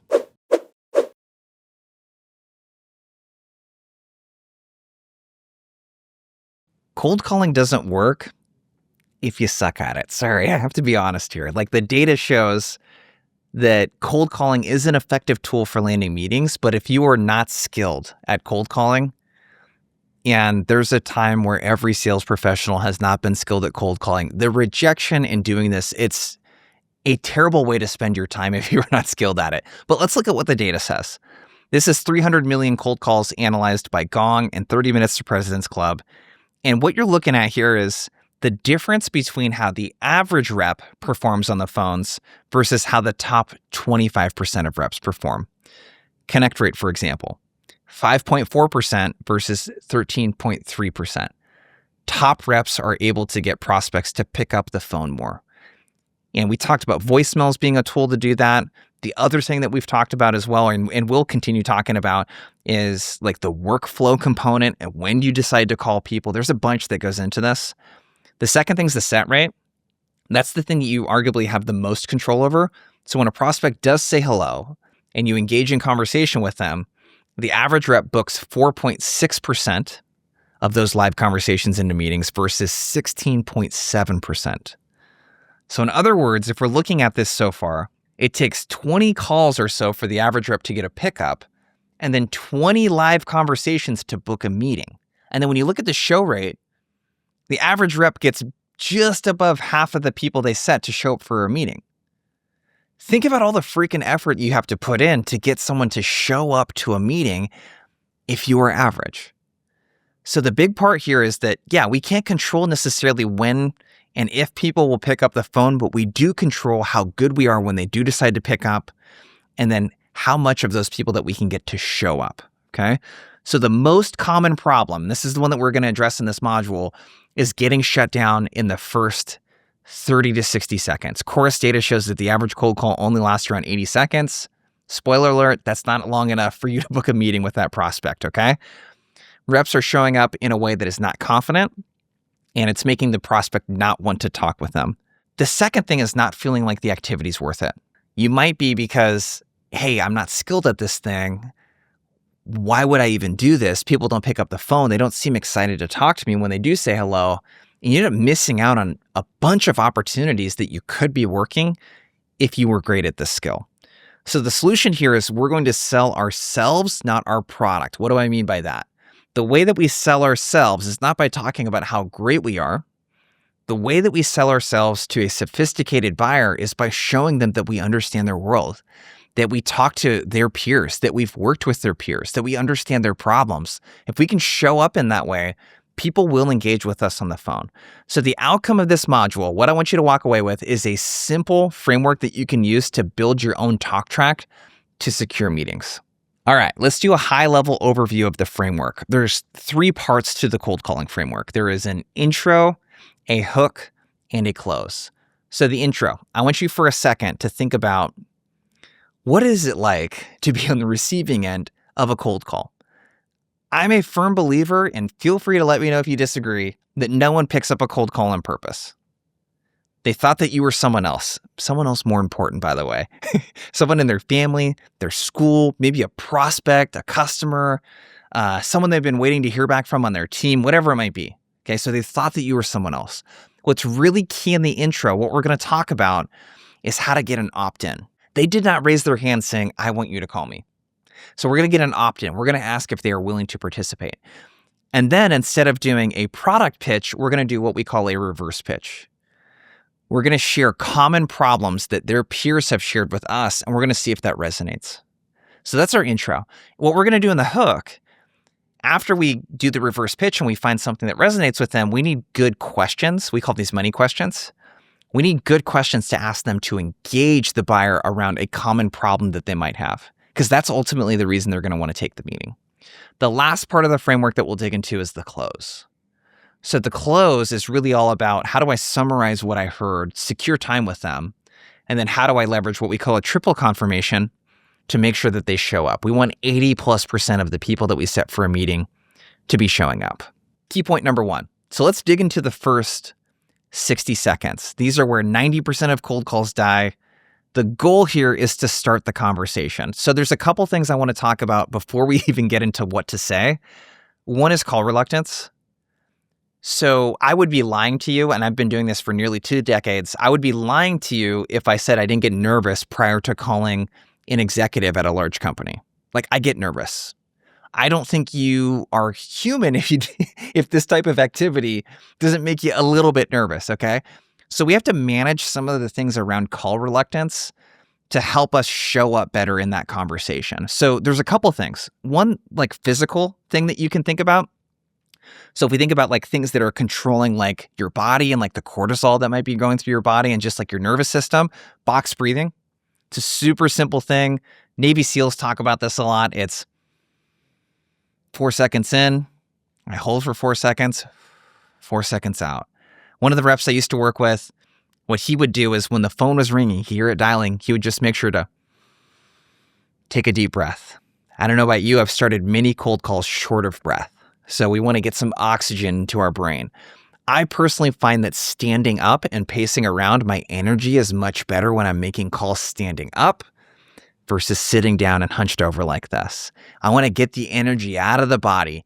I used to have a thing that I would do too back when I was working in an office where I would go take a lap outside around the office first and then come back to my desk and I feel like, okay, blood's flowing. I got a little bit of sunshine. Like, I'm good to go. Let's go, right? So mindset. We talked about some of the physical stuff, some of the mindset stuff. God, we could do a whole hour just talking about mindset, but I think the TLDR here is manage your self-talk. If you're making these calls and you're saying things like, I don't know, I think they already have a solution. Or you look at the person's LinkedIn profile and you're thinking to yourself, God, that person doesn't look very friendly. Or why would this person want to engage with me? They're 20 years older than me, right? They have all of this experience. Why could they possibly want to talk to me? We need to reframe that, right? Instead of focusing so much on reasons why it might not make sense to talk to them, what if you just leaned in and just was curious? Hey, I wonder what solution they're using. Hey, I'm wondering if they're having trouble managing these 3 or 4 HR solutions, a lot like my customer Susie was having. Right? So if you can manage that self-talk and not try to just be like super toxic positivity about it, but just like we're curious versus making judgments, that's really, really helpful for a lot of people. The last thing I'll share here is reframing the goal. So instead of focusing so much on the outcome, which imagine if you were trying to get into shape or just lose a little bit of weight, let's say, and you went to the gym and you're like, yeah, my goal is to like lose 2 pounds. You would be really disappointed at the end of that gym time if your goal wasn't like just focused around the activity and just going to the gym and putting in the reps, right? Focusing on the outcome, you have less control over the outcome than you do around the activity and the inputs, okay? So what I would focus on is, hey, my goal is to see if they want to have a conversation. My goal is not to book a meeting when they say hello, because that's going to make me desperate for their time. I'm going to want something from them. I'm going to want their approval. My goal is simply just to get a conversation started. And you know what? They may not want to talk to me, and that's okay. That has nothing to do with me. Okay? Maybe they don't need our solution. Like, I don't need to take this personally. So call reluctance, you need to really work on this. If you're experiencing call reluctance and it's getting in the way of you making the calls, I would try some of those things. The second thing I want to talk about related to this is tonality. For some reason, in corporate America, I find, and I don't really come from corporate America. My first sales job was going door to door selling house painting services. So I worked in the contracting industry. And when I was their marketing director working in a corporate office, it wasn't really super corporate. I noticed that most people transform into a different human when they're at the office or when they're talking to customers, and they start saying things like, hey, how's it going? Like, they talk in this tonality that just does not sound like them. If their friends or family were listening, they'd be like, who the heck is this person? We have to remove the uptalk, the customer service voice, being super corporate. We got to remove all of that. You're really looking for friendly, if that's your style. And I want to smile when I talk. I don't need to be like, oh yeah, like so excited, but I should be smiling and it should come through in my tonality. The second thing is pacing. I don't want to talk fast. In fact, what you might do is dial it down 25%. Talk at 0.75x. Talk at this speed. Hey, it's Jason with Outbound Squad. I know I probably caught you in the middle of something. Do you have a minute for me to share the reason for my call? And you can let me know if you want to hang up or not. I want to talk at that pace. Remember, when they pick up the phone, they are doing something else. So when you talk really fast and they can't understand you and you have to repeat yourself, you're going to get a ton of objections. So tonality, pacing, super important. So let's get into the tactics of what to say in the intro. The first thing you're going to open with, we call it a permission-based opener. Okay, PBO for short. Gong's got a bunch of data on this. And by the way, I've worked with reps that break all of the rules that I'm about to share with you. And one of the best reps I ever worked with, she broke all of these rules. So these are not hard, fast things that are like do's and don'ts. These are guidelines. This is backed by data. These are best practices. Use your own style and judgment when you're executing on this. So openers we want to avoid. Did I catch you at a bad time? This was something that was popularized, I believe, by Aaron Ross. And it worked really well a decade ago. So many people are getting this opener that most of the time they're going to say, yes, it's a bad time. Okay. So did I catch you at a bad time? How's it going? Please don't waste any real estate at the beginning of the call figuring out how your prospect's day is going. I would also challenge you to say that you probably don't give a shit how the prospect's day is going. You don't even know them. So it's one of the most insincere ways that you could open up a phone call is by asking how someone's day is going when you don't really care how their day is going. What we're going to teach you today is 2 permission-based openers and then the heard the name tossed around, which was popularized by Armand Farouk at 30 MPC. Let's talk about and give you some examples, okay? So the first one's the classic. So these openers are going to apply to new business. These are customers not already doing business with you. Hey, Dave, it's Jason. I know you weren't expecting my call. Do you mind if I take a quick moment to share why I called you specifically? This is a classic permission-based opener. It's worked for many, many decades now at this point. As long as people have been making phone calls to people and cold calling, they've been using something that sounds like this. It's the most generic type of opener that you could use. The next couple I'm a very big fan of, especially if you're calling executives. The next one's called front load relevance. Okay. So the key here with this one is I want to front load the reason for my call at the front of the opener. Optional is I could even do it before I introduce myself. So I want to mention something that will catch their attention, okay? So I might say something like this. Hey, Tom, I was calling about the recent launch of ABC product. It's Jason with Outbound Squad. Do you got a minute? I promise to be brief. So think about the provocative hook, the trigger that you found. You're going to put that as the reason for your call at the very beginning. The goal is to grab their attention. Then I'm going to introduce myself, ask for permission. Third, Armand Farok's opener. This is really good to use if you sell sled or anything that's very local in nature. So we had a client that sells to like construction contractors, and most construction contractors work locally in their markets. So it could sound something like this. Hey, Jason, we work with a few other house painters here in Seattle, like ABC Painters. It's Dave with XYZ Construction Pros. Have you heard our name tossed around? So I'm weaving in a ton of like social proof and I'm localizing it as well. So I can drop a location if that's relevant. I can drop social proof, other example companies. This one works really well. The next one we call JBay's opener. This is a play off of the front-loaded relevance, but it has context plus social proof plus a short problem statement in there too. I find that execs need to hear this when they answer the phone. Otherwise, they're just really prone to hanging up.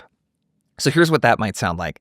Hey, Katie, I was reaching out about the AEs you're hiring and the self-sourcing that they're being asked to do. It's Jason over at Outbound Squad. Sales teams at Shopify, Rippling, and Gong use us to help their AEs self-source pipeline so that they're not so reliant on marketing and SDRs. Do you got a minute to hear why I'm calling you specifically? So I'm going to pack my problem statement into there along with the social proof. Two more openers that I have for you that are more for existing customers. So if you're an account manager, let's say, or an account executive really that's selling or cross-selling or upselling into the base, this is what you're going to want to use. So this could sound something like this. Hey, Claire, it's Jason over at XYZ Company. I'm actually working with Ryan right now over in the Seesaw team on reducing downtime. Do you got a quick minute to connect? So I'm bringing in and I'm name dropping someone else and their department, okay? And the problem that we're working on solving. The last openers for cross-selling, this one's pretty good. So same kind of thing. I want to work in roles, people on their team, social proof, any kind of relevance that I can. This one might sound like, hey, Bindu, it's Jason with XYZ Company. I'm your conversation optimization specialist, and I work with Ryan on the checkout experience. We haven't connected yet with the web team, and I wanted to introduce myself. Do you got a quick minute? So what I want you to do at this point is pick a few openers that really fit your personality and just practice them. The beauty of cold calling, if there is anything, is how predictable it is. You can almost be assured that someone's going to answer the phone on accident. They're immediately going to be skeptical. They're going to give you very little time to talk to them. And the opener is going to sound almost exactly the same every single type of prospect that you call. So start practicing some of these openers and get really comfortable with them. The second part is the reverse pitch. So after I do my permission-based opener in the reverse pitch, instead of, the prospect saying yes and me being like, oh, awesome, I get to pitch my product now. Like I'm chomping at the bit to do that. I want you to resist every urge in your body to product pitch. Instead, what we're going to do, and all of the data supports it, you've seen the data, problem-based language will convert 3 times more meetings than buzzwords. So we are not going to talk about our product. This, you could also refer to this as your problem hypothesis, okay? We're making our best educated guess on what they might be having a challenge with. So version 1 of this, I'll give you what a generic version of this might sound like. And it's going to sound like this. So you can see the framework here. Hey, I'm calling because when I speak with CFOs and finance leaders in retail, usually we see these challenges. One is around cost control and margin protection. They want to avoid tool sprawl and unnecessary headcount to maintain margins while expanding into new products or regions. The second thing is around predictable revenue growth. They want to grow MRR, but they don't want to add complexity, and they want to improve forecasting and really be confident in their numbers. I'm curious, how does that compare to your day-to-day? So you're going to take the priority statements from your messaging matrix. That becomes your reverse pitch, okay? So version 2 of this is really specific. I'm going to tailor the pitch based on the relevance that I found when I was doing research. I'm going to drop a trigger in there. So this might sound like this. Hey, I'm calling you because you just launched XYZ product, and Fortinet, who we worked with, was in a similar position running into these two challenges. One was around cost control and margin protection. They wanted to avoid tool sprawl as they grew new product lines, like what you guys are doing with ABC product. And they wanted predictable revenue growth. They wanted to grow MRR without adding complexity, and they also wanted to make sure to reduce churn. I'm curious, how does that compare to your day-to-day? So I've woven in the intro there. I've woven in something relevant and tailored to them, a trigger, and then I'm slightly tailoring my reverse pitch after that. Key point number 2. So the second part of the call, the hook, what we want to do here is really make sure that we ask good questions that get the prospect to lean in and open up, okay? What we want to avoid doing is asking questions that require the prospect to admit weakness to a complete stranger. We want to make it safe by framing problems as, oh, I can agree that I also have this problem that my peers are experiencing versus a personal problem. This is called displacing the problem, okay? So we don't want to ask, what is your biggest challenge? We want to do things like, hey, one of the big challenges that we hear around reducing cost to serve is you put all of this work in getting customers to solve their own problems, but they end up picking up the phone anyways and calling in. I'm curious, how does that resonate with like what you're seeing at ABC Company? You see what I did there? I talked about a problem a peer experiences, and I asked if it resonated with them, right? So one framework is what we call money questions. So the framework for this is, if I was so-and-so on your team, how would I do something that we know that they can't do? So it might sound like this. Hey, if I was your finance ops manager, how would I figure out which parts of your revenue stack cost the most to maintain? Hey, if I was in charge of global expansion, how would I know which countries are compliant and which ones aren't? The next one's a spotlight question. So this is a how do you do something I know that you can't do, right? How do you balance speed and accuracy if your finance systems don't talk to each other? How do you think about that? Or how do you strike a balance between those two things? The third one is pervasive problem. So I'm going to share something that is very common across all of their peers, and I'm going to see if it resonates. That might sound something like this. Hey, we're seeing it's really hard right now to find great welding talent. And the second thing is that automation is starting to take place in a lot of these manufacturing plants, but there are still a lot of like hard customized welding parts that are really hard to do at scale. And I'm curious, how does that compare to your experience? And last but not least, tell me a story. The last framework is really getting the prospect to open up and tell you a story. Okay. So you might ask something like this. Hey, I'm really curious. The last time that you needed to give leadership an updated revenue projection, how quickly was your team able to turn that around? Right? So we want the prospect to open up and share a story with us. So what you want to do here is come up with 2 or 3 questions that align to the problems in your messaging matrix so that we can get the customer talking about problems they have. And we're going to tee that up in the last part here. Key point number 3, close and secure the meeting. If the prospect is still talking to you at this point, the meeting is yours to lose, okay? So there's a couple of things we want to do really effectively. So what we can do here to transition is to summarize and share a customer story. So I'm just going to restate back what I heard in that call. So, hey, Tom, so just to recap real quick, it sounds like welding talent has been pretty tough to find for you guys. And there are some parts that if you could figure out how to automate would be really helpful for you guys. Did I miss anything? No? Cool. This is exactly what we're helping other manufacturers like XYZ tackle. And instead of, talking to you more in the middle of your day here when I'm calling you randomly, how about we unpack this when I'm not cold calling you out of the blue? Cool. Do you have your calendar handy? I'm going to get the yes. Hey, the best next step is a quick call with my AE, Tom, who can show you how other teams are tackling this. How's tomorrow look at 2 p.m.? So I want to summarize and share a customer story. And then I'm going to go in for an assumptive close, ask them if they have their calendar handy, and go into booking a meeting. Last but not least, I'm going to do a triple confirmation. This is so essential for getting the buyer to show up. One, I want to send the invite on the call live while I have them. There's nothing worse than having the wrong email address, no email address, the invite going to spam. Like, good luck. You already did the hardest part, getting them to pick up the phone and talking to them and then agreeing to meeting with you. We don't want to lose it right at the finish line. We want to get them to accept the calendar invite while we have them on the call and give them the reason. Hey, while I have you, I just sent the calendar invite. Can you go ahead and accept that in the email? Sometimes that doesn't go through or gets sent to spam, and I want to make sure it hit your calendar. 2, I'm going to restate the agenda. So, like I said, there's some hard to automate welding parts that you wanted to dig into. Tom's going to talk to you about how we're helping clients with that and also how they're approaching the welder shortage right now. And since you guys are not meeting until next Tuesday, I will reach out to you the day before to confirm. And in the meantime, I'm going to open up a group text between you and Tom so that you can reach out to Tom directly if anything comes up. So what we have at this point is a complete conversational structure for how to navigate the call. Intro, hook, close. There's a worksheet below this where you can populate your own talk track. I would suggest using AI to help you do that as well. You could upload the talk track in there along with your messaging and say, hey, help me populate this talk track. You could create it from scratch if you want. Either one works, but we want a strong intro. Pick your PBL, craft your reverse pitch. In our hook, we want 2 or 3 great money questions.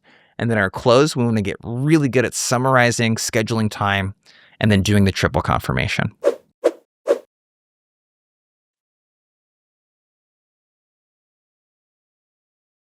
Prospects lie. They just do. It's easier to lie than to just be really blunt about not wanting to talk to you because they don't like you, don't need your stuff, don't like your company, whatever it might be. Most buyers are not going to be like your typical New Yorker that's like in your face and not afraid to tell the truth. So what does this have to do with objection handling? Really, it's that, hey, when someone says not interested or send me an email, that's not really what they mean, nor what they are really objecting to. The key problem here is that most calls don't make it past the first 60 seconds, and buyers, you're going to get stuck if you accept their excuses. And I don't mean that you need to overpower every objection, but you need to be able to understand that when someone gives you an excuse for not wanting to talk any further within the first 30 to 60 seconds of meeting with them, they're not really objecting to you or what you're selling. Okay, so we're going to talk about how to deal with that. The second area that we see reps getting stuck is that they do get legitimate objections, like we're using a competitor. We don't have budget right now. We just signed, with XYZ competitor, and we don't have a great talk track, for overcoming those objections. So what I'm going to give you is a couple things. One, pattern recognition we're going to talk about, and that's grouping objections into buckets so that we can get really good at responding to different types of objections versus having to memorize 25 different scripted responses. We need to be great at pattern recognition. We need to be great at detecting instinctive objections versus calculated objections. We'll talk a little bit more about what those are. We're going to respond to those 2 types of objections in very different ways. And then once we've validated what type of objection it is, we need to be really great at handling the objection in a way that gets the buyer to lean in. And that's using empathy. That's validation, right? It's being human and not trying to just overcome every single objection that we get. So what you're going to walk away from this module with is an objection handling framework that you can use for just about every objection that you're going to come across. Key point number 1, pattern recognition. So the beauty of cold calling, like I said before, is it's pretty predictable. When someone picks up, the most likely thing to happen is that they're going to give us some sort of brush off. We call these instinctive objections. This is not interested, I'm busy, how'd you get my number, send me an email, like all of the normal things that we hear. This is 75% plus of the objections. When they give me an instinctive objection, what do they need from me in that moment to continue talking? And they need acknowledgement. They're not objecting to you or what you're selling, they're objecting to being cold called. So they need acknowledgement. We'll talk about what that sounds like here in a second. The second type of objection is calculated objections. So calculated objections, this typically happens later in the call, and these are a more legit objection that actually has some logic behind it. It's not just this emotional, visceral response. We already have a solution. No budget, not the right person, bad timing. Hey, we're under contract. We've already built this internally. What they need from you is the thing that we talked about in the offer module. They need to know what the value will be in return for spending time with you. What are they going to learn, even if they decide not to move forward with your solution? So instinctive objections, calculated objections. One needs acknowledgement. The other needs to know what value they are going to get in return for their time. The next part of this is the EVO framework. So before we talk about handling different types of objections, there's a common framework that we're going to apply across this. EVO stands for empathize, validate. The O stands for offer. Empathize, validate, offer. We're going to meet the objection with empathy, okay? The best way to do this is to think about, when someone says not interested, real quick, think to yourself, what's going on in their head? How are they feeling? Well, they're probably really surprised because they picked up the phone and they thought that you were someone else and they forgot that you're a salesperson right away. So they might be feeling a little bit irritated. They might be feeling like, dude, I'm really busy right now. They might be feeling impatient. So we want to be able to empathize and validate with that. It's simple acknowledgement. It could be nothing more than, hey, sounds like I caught you right in the middle of something. Or, hey, all good, no problem. Or, hey, I hear you. Any variation of that is going to work really well. Okay. So key point number 2, handling instinctive objections. Let's talk about how to handle not interested, I'm busy, we're all set. I'm going to give you 2 types of responses. One is a more generic response. So this is something you could basically do in most situations when talking to buyers like this. The other is a more specific response that you really need in order to execute this effectively at the enterprise level. So the generic response might sound like this. Hey, all good, right? That's the E in the V. The offer, before I let you go. If there's any language that I suggest that you steal from this module, it's before I let you go. Everything here is very scripted so you can see the examples, but I don't want you to be thinking in scripts. I want you to be thinking in frameworks. But before I let you go is one of those things that I would definitely steal. Hey, before I let you go, we're hearing from finance leaders that compliance issues often stall growth. Is that something you're running into? Pretty simple. Generic response. So if I've done some research, it might sound like this. All good. Before I let you go, I noticed you just launched XYZ product in France and Italy. ABC Company's team was spending a lot of time in compliance that was getting in the way of growth. How does that compare to your situation right now? Are you experiencing that as well, or am I totally barking up the wrong tree here? Cool. So I'm going to bring something relevant into there. Let's talk about the next objection. I'm in a meeting right now. I'm about to head into a meeting. We're going to handle this in a very similar way. The generic response, all good. Before I let you go, I'm hearing from finance leaders that compliance issues often stall growth. Do you have a minute right now to see if this is relevant, or should we plan a chat later today after your meeting? So the key here is that I'm going to give them a choice. They're about to hop into a meeting right now. Do they want to talk right now while you have them on the phone, or should we talk later? I'm going to give them the choice, okay? The more specific response, the more tailored one we might do, hey, before I let you go, notice that you just launched this new product in France and Italy. We worked with a similar client that was experiencing compliance issues with this international expansion. Do you have a minute right now to see if this is relevant, or should I call you back after your meeting? The key idea here, do not leave that call without a calendared next step.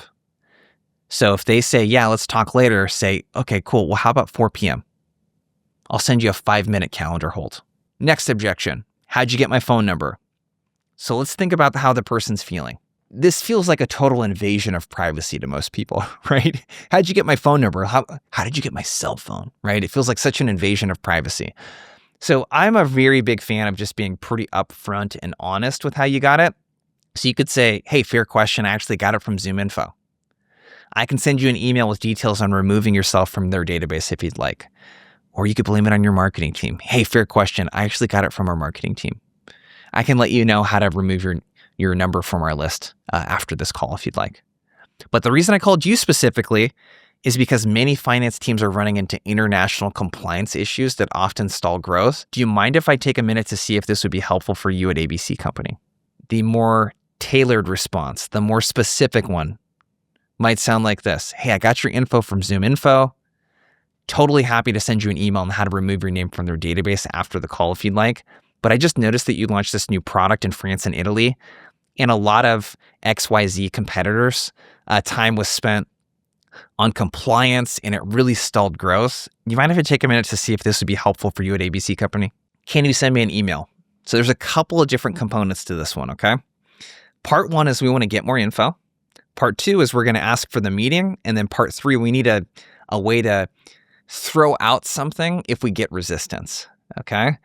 So get more info. The idea here is we're going to agree and say that, yes, we will send an email, but between you and I, we know that they don't actually want to see the email, right? I think I can count the thousands of times I've done this, less than one hand, where someone actually responded to the email and I booked a meeting off of it. So I'm going to say something like this. Hey, so I can get you the best information. I'm curious, many finance teams and their CFOs run into tax compliance issues, and we just help them free up some of their team's time to avoid stalling international growth. I'm curious, with the recent expansion that you guys did in France and Italy, how have you been dealing with international compliance? How's that been going for you guys? So I kind of gave you a version there of something you could use that's very tailored as well. So part two, what I'm hoping here in part one is I got them talking. So think about like getting them talking about some of the problems you mapped out on your messaging matrix. Now I'm going to ask for the meeting. Great. That's exactly what we've helped software teams like XYZ Company achieve: full tax compliance and growing sales by 20+%. Most of what I would email you, honestly, would be super generic, and I think you would find it more valuable if we looked at this through a lens that's really specific for your business. Do you have your calendar handy? And then book the meeting, right? If you can't book the meeting here, okay, hey, no worries. How about we put 5 minutes on the calendar for tomorrow when you've had a chance to review the email? If you like what you see, we keep the meeting. If you don't, you cancel it. Sound cool? Perfect. So those are instinctive objections. Remember, the key here is they're objecting to being cold called. They need acknowledgement. Key point number 3, let's talk about how to handle calculated objections. So again, these calculated objections, these are more legit, logic-driven objections. So the most common one you're probably going to run across is, hey, we already have a solution.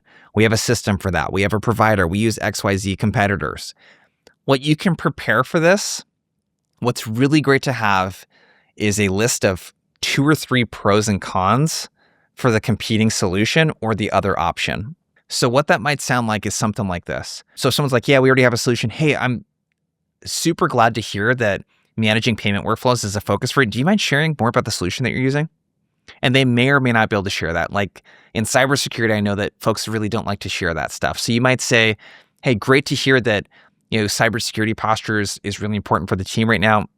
I know I might be asking for a lot here, but I'm curious, can you share what solution you're using? So maybe acknowledge it a bit. And then the pros and cons, okay?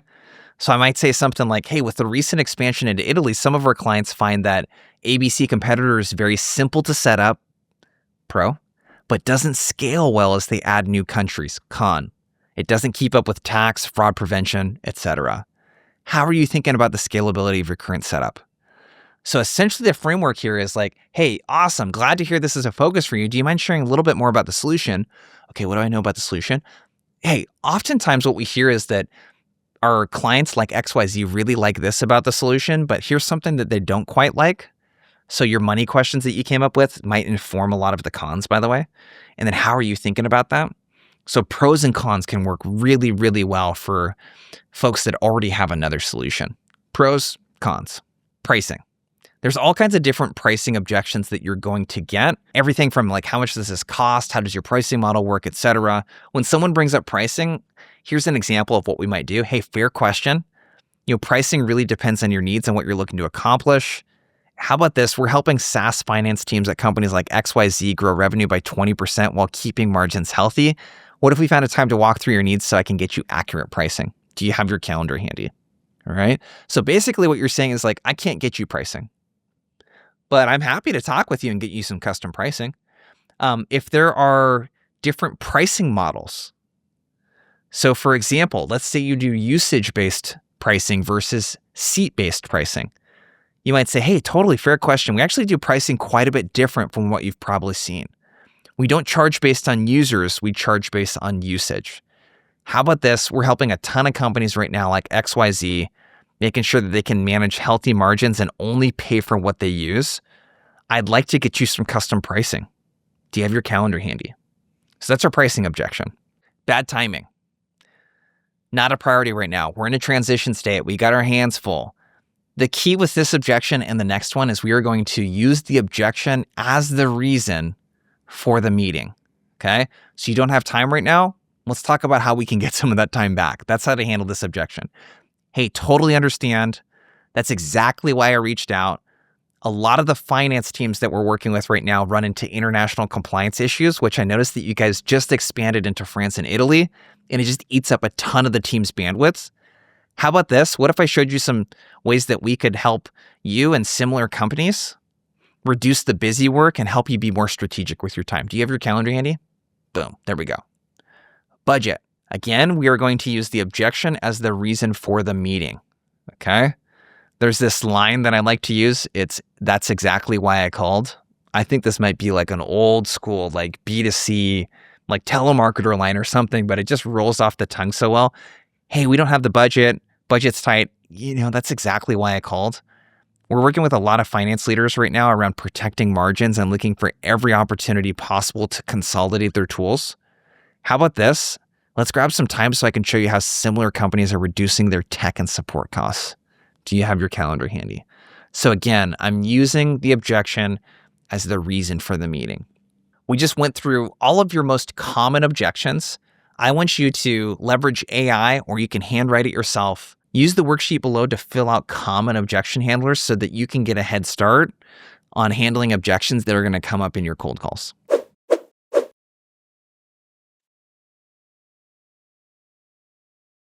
Gatekeepers. I'm going to be honest, I don't really like the term gatekeepers because it feels very dehumanizing. Art Sobchak wrote a book called Smart Calling. He brought this up a lot in a conversation that we had. This is an interview that we actually did many, many years ago. And he likes to call them assistants. And I would love to use some of that terminology here. So we might say gatekeepers, we might say assistants, we might say operators, whatever it might be. What I want to make sure is that we are treating these people like humans and that we are being courteous, respectful, all of that kind of stuff. Because ultimately what we're asking these folks to do is to give us some of their time and to help us. We have to treat them like a human in order to do that. So with assistants, gatekeepers, the problem really that I see the most often with the companies that we work with and the reps that we work with is just reps trying to be super salesy and pushy, or just treating them less than, or giving them so much power that when they get a no from this person, they accept that no from a person that really could not give them a yes. So they give up on that opportunity. So we're going to talk about how to sell credibility and not your solution, really to treat them as a peer. The second thing we're going to talk about in this module is voicemail. 9 out of every 10 voicemails is opened. It's not always listened to, but people look at the transcripts. If you're not leaving them, you're missing out on a huge opportunity. The other thing is not asking for them to look at your email, but asking for a callback, asking for them to do something very high effort. Calling you back is very high effort. Looking at an email is lower effort. So what you're going to take away from this module, I'm going to give you some really good stuff you can use with assistants and gatekeepers, and we're going to talk about how to land meetings through voicemail. Key point number 1, let's talk about how to get gatekeepers and assistants to help you. Common mistakes. So if we think about the approach, lying or being disrespectful, you should never lie to these people. So I don't want you to call in and say, I have a meeting with David. If you don't actually have a meeting scheduled with David, do not do that. That's the worst way to start a business relationship, by lying to someone. We will not be selling to this individual. So we're not going to try to convince them that they should buy the product because they're not the decision maker. And we don't want to miss out on an opportunity to gather intel. So just because we can't get what we need in that moment from them doesn't mean that we can't ask questions that would help make the next call more effective. So general tips and best practices, we want to make a literal ask for help. Hey, it's Jason. I was hoping you could help me out with something real quick. Like get an opt-in, get a yes from them to help you. We're going to use their name when possible. And we're also going to have some empathy. Like they deal with a lot of salespeople like us all day, okay? Most of which are not great. So let's talk about how to properly introduce yourself. So gatekeepers and assistants care a lot about context. And if you are a person that will waste the person's time that you're trying to get a hold of. That's what they care about most. So if we don't have the decision maker's info, an intro might sound something a lot like this. Hey, could I actually get your help? You kind of pause. Again, wait for them to say yes. We actually work with a few other restaurant brands here in South Lake Union. It's Jason. Is so-and-so's owner around? So it's Jason, is company's owner around? That's all we're going to ask. Okay. So I'm giving context. I'm localizing it a bit, right? If I do know the owner's name, this is where I'm going to use a very assumptive opener. And I really just want to be super confident. That's going to sound like this. Hey, it's Jason. Can you put me through to David, please? Thank you. That's it. Oftentimes that confident tonality and just being really assumptive, that'll work like a third of the time. So let's talk about what to do the other 2/3 of the time that doesn't work, okay? So there's some mini scripts I want to give you. When someone asks, what's this regarding? You do not want to say, I'm calling on behalf of XYZ company. We sell a platform that does, we don't need to talk about what the company does. We really need to lean on social proof, okay? What's this regarding? Hey, we actually work with a ton of restaurants in the area like A, B, and C. Can you tell Dave it's Jason at XYZ company? Appreciate it.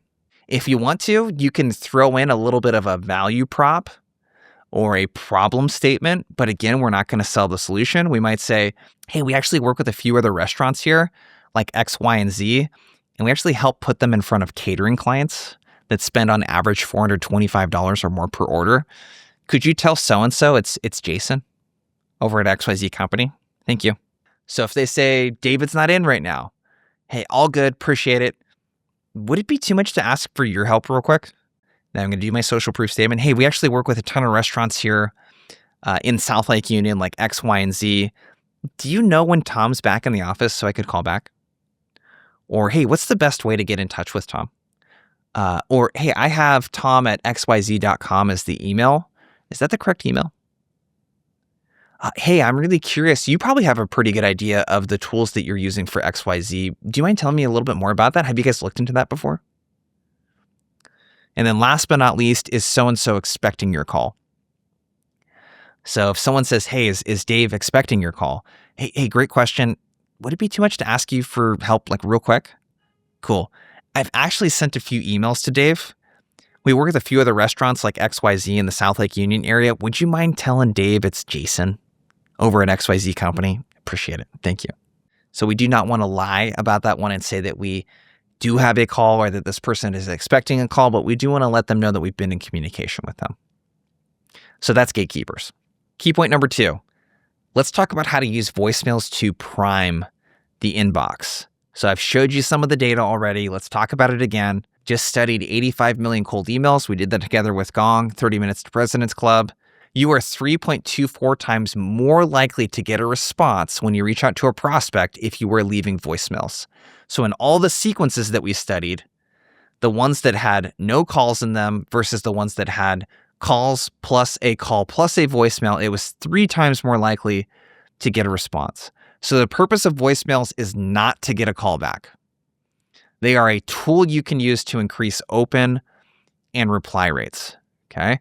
Like I said, many prospects open up their voicemails. They don't necessarily listen to all of them, but it has a 90+% open rate. Almost all of the transcripts people will take a quick look at before to see if it's something relevant, okay? So here's the framework.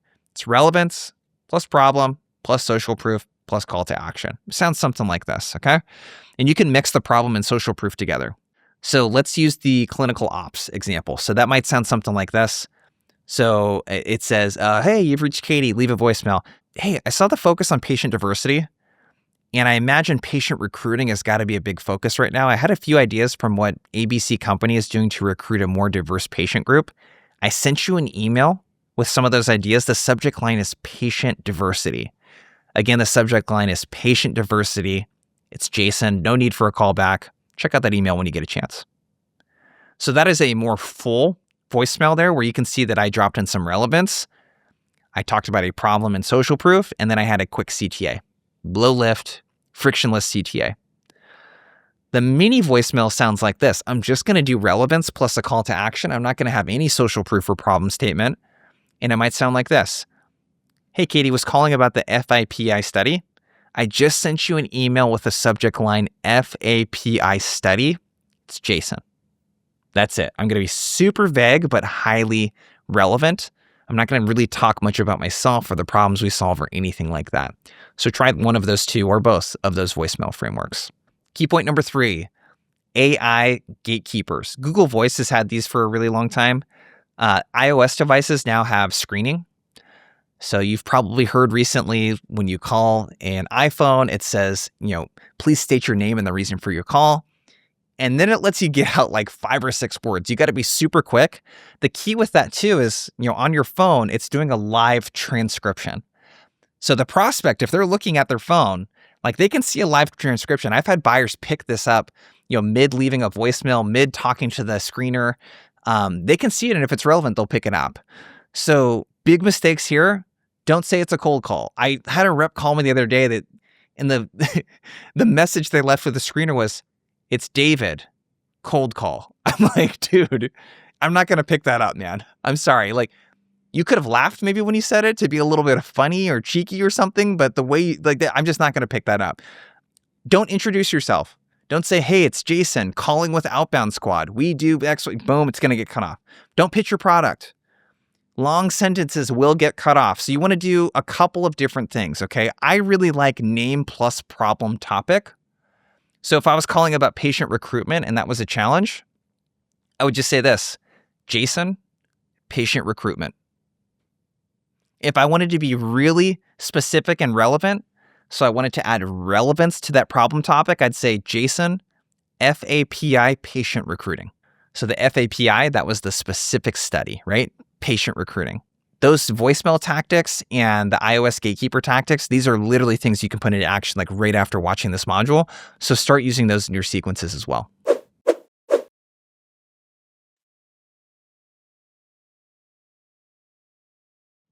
Buyers get 10 times more emails than they do phone calls.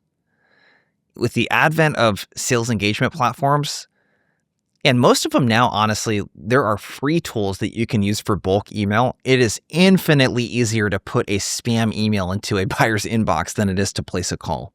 We haven't fully figured out a way to automate the calls yet. So what problem is this going to create for you? It's exponentially harder to break through email than it is through phone. That's why I'm such a big proponent. We are such a big proponent at Outbound Squad on the phones. So email.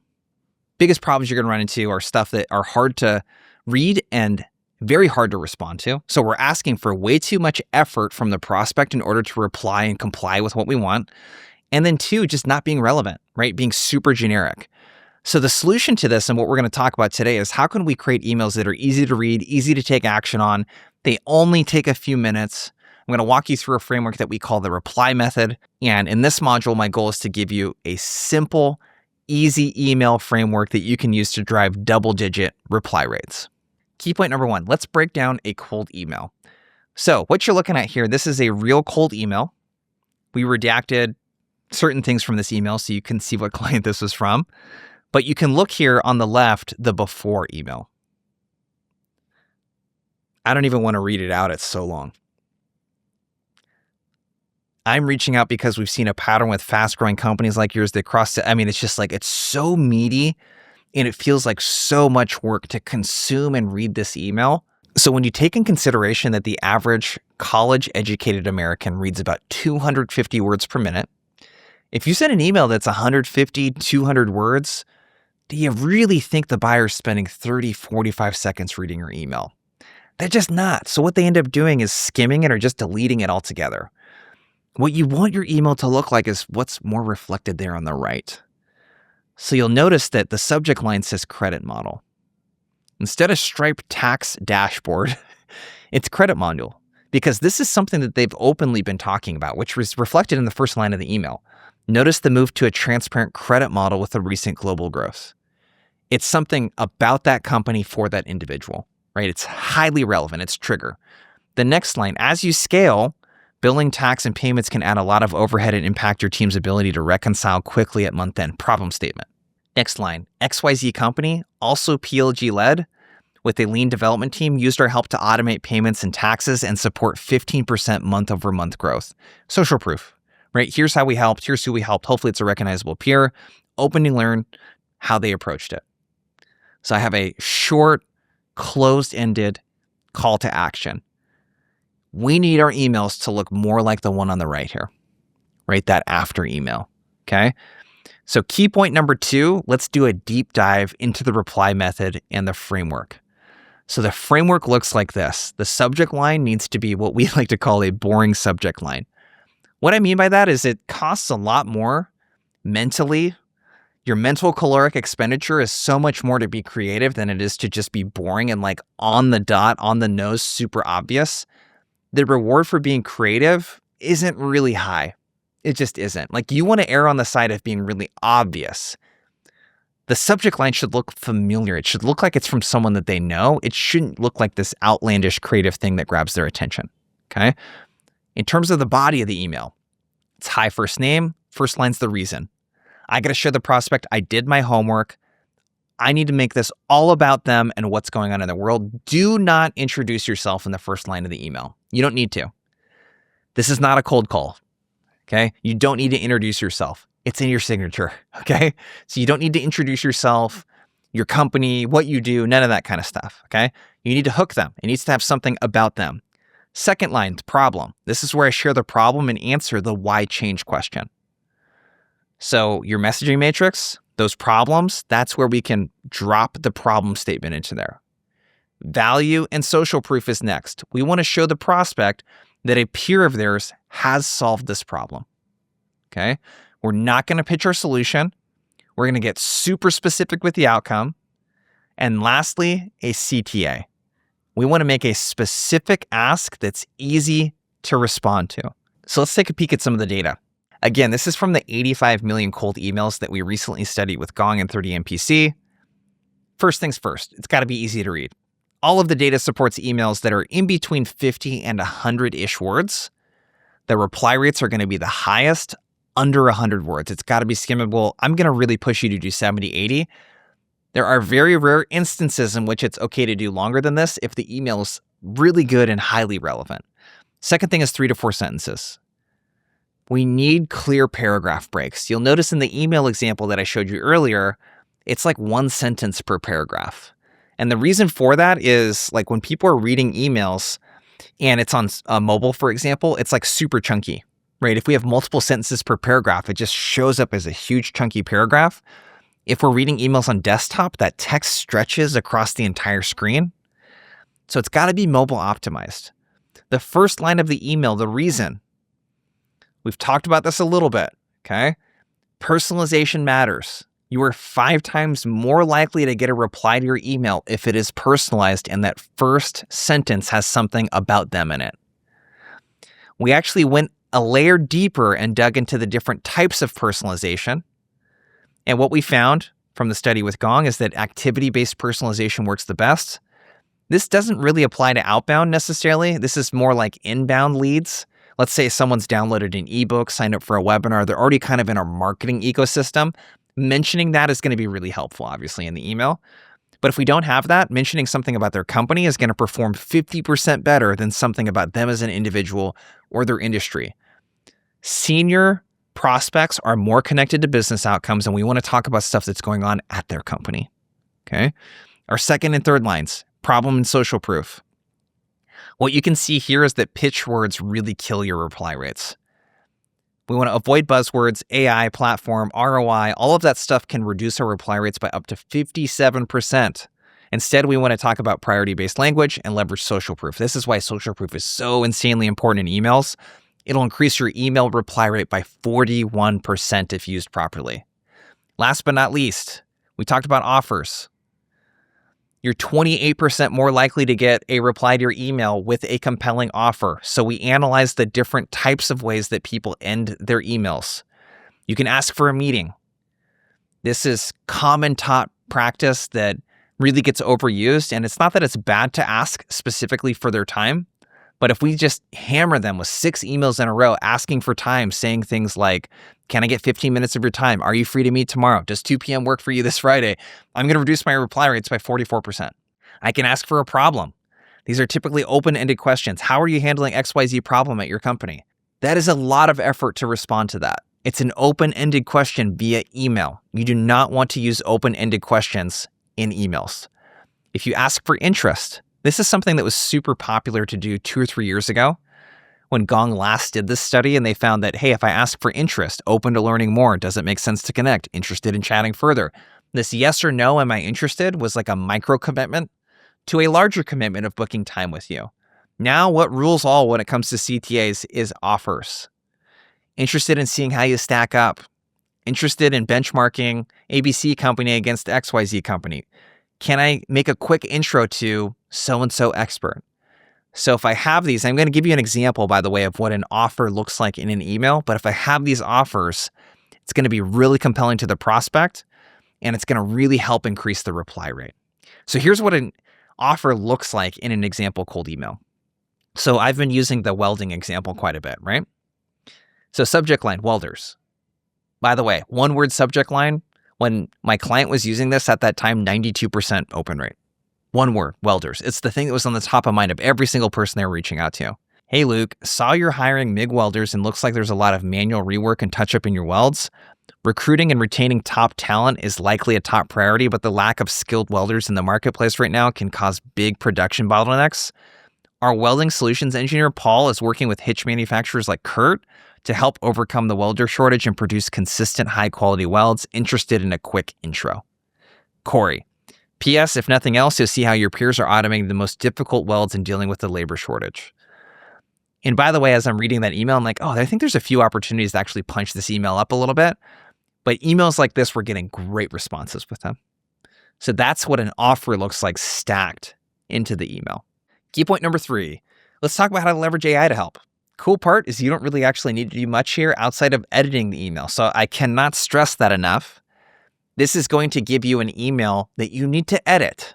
You didn't have to create it from scratch, but you will need to edit it. So in this email, it's got all of the best practices that we recommend from the email framework. It's embedded right into this prompt. Hey, can you craft 3 cold emails for me? Here's the format it should follow. Here's an example of that. Here are the people that I want it written for. And that's your homework from this module.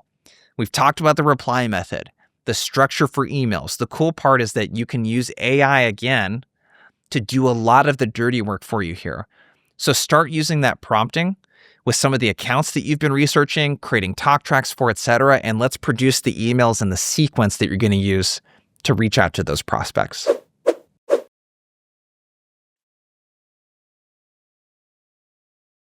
Look, a prospect can't reply to an email that they don't open.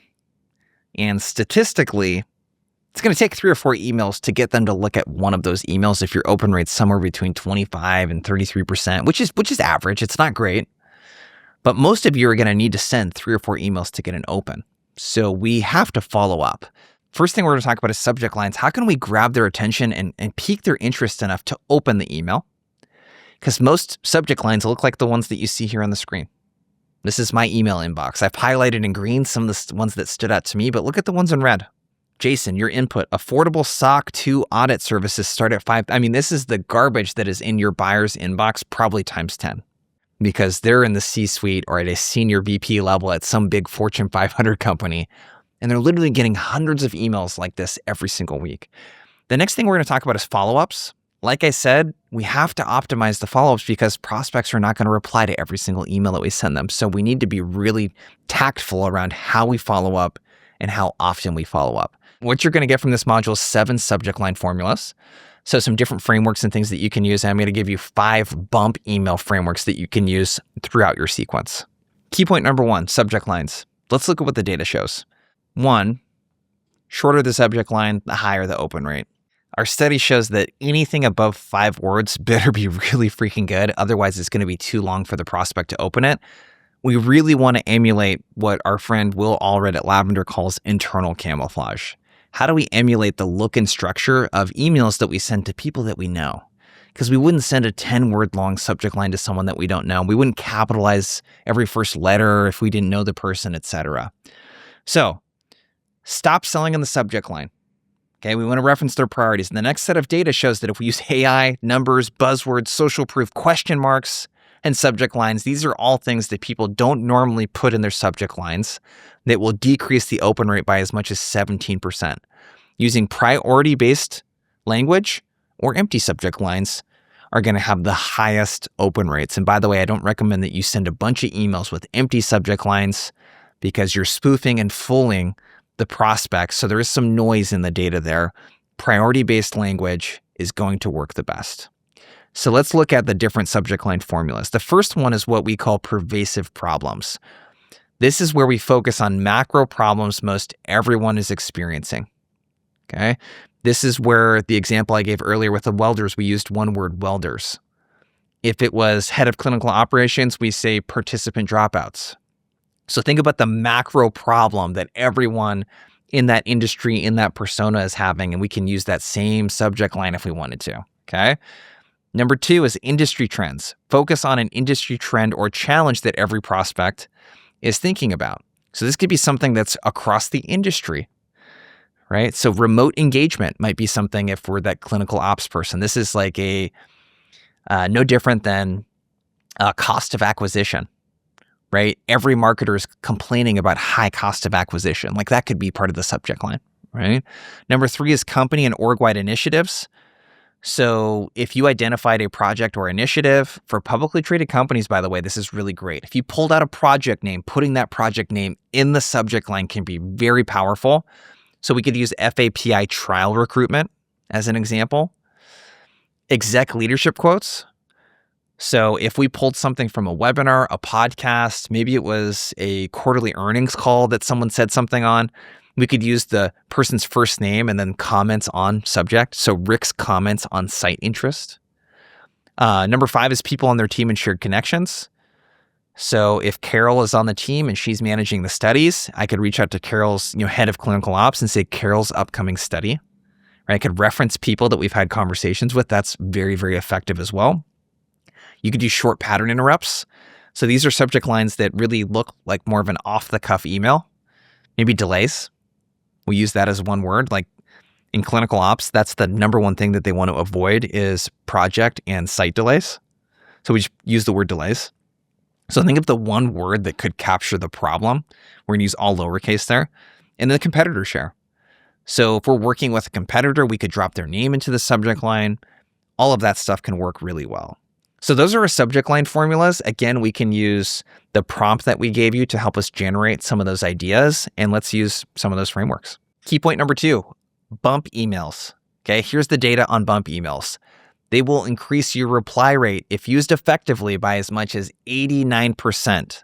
Okay, so when we looked at the types of bump emails, and again, it doesn't mean that you shouldn't use the stuff that the data says doesn't work well. It just means to not over-index with your effort.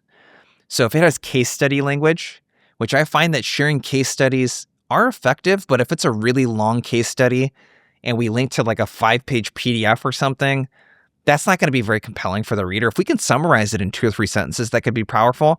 But case study language could reduce the reply rate by as much as 47%. If we ask for a quick chat, -2%. The stuff that really helps to boost the reply rate is thoughts, CTA language, and breakup language, okay? So the way that you want to think about the bump emails is you have email 1. It's a longer email, right? Email 2, I'm going to bump that email. I'm going to reply in the same email chain. I'm going to bump it twice. I'm not going to send one long email after a row, okay? So for the buyer, what this does is it helps you continue the narrative and it reduces the cognitive load of what to do with the emails. I don't want to have an email chain that has like 8 really long-winded emails in it, okay? So types of bump emails, the interest bump. So the interest bump is super simple. I'm going to send a 1-sentence follow-up email with a variation of the CTA.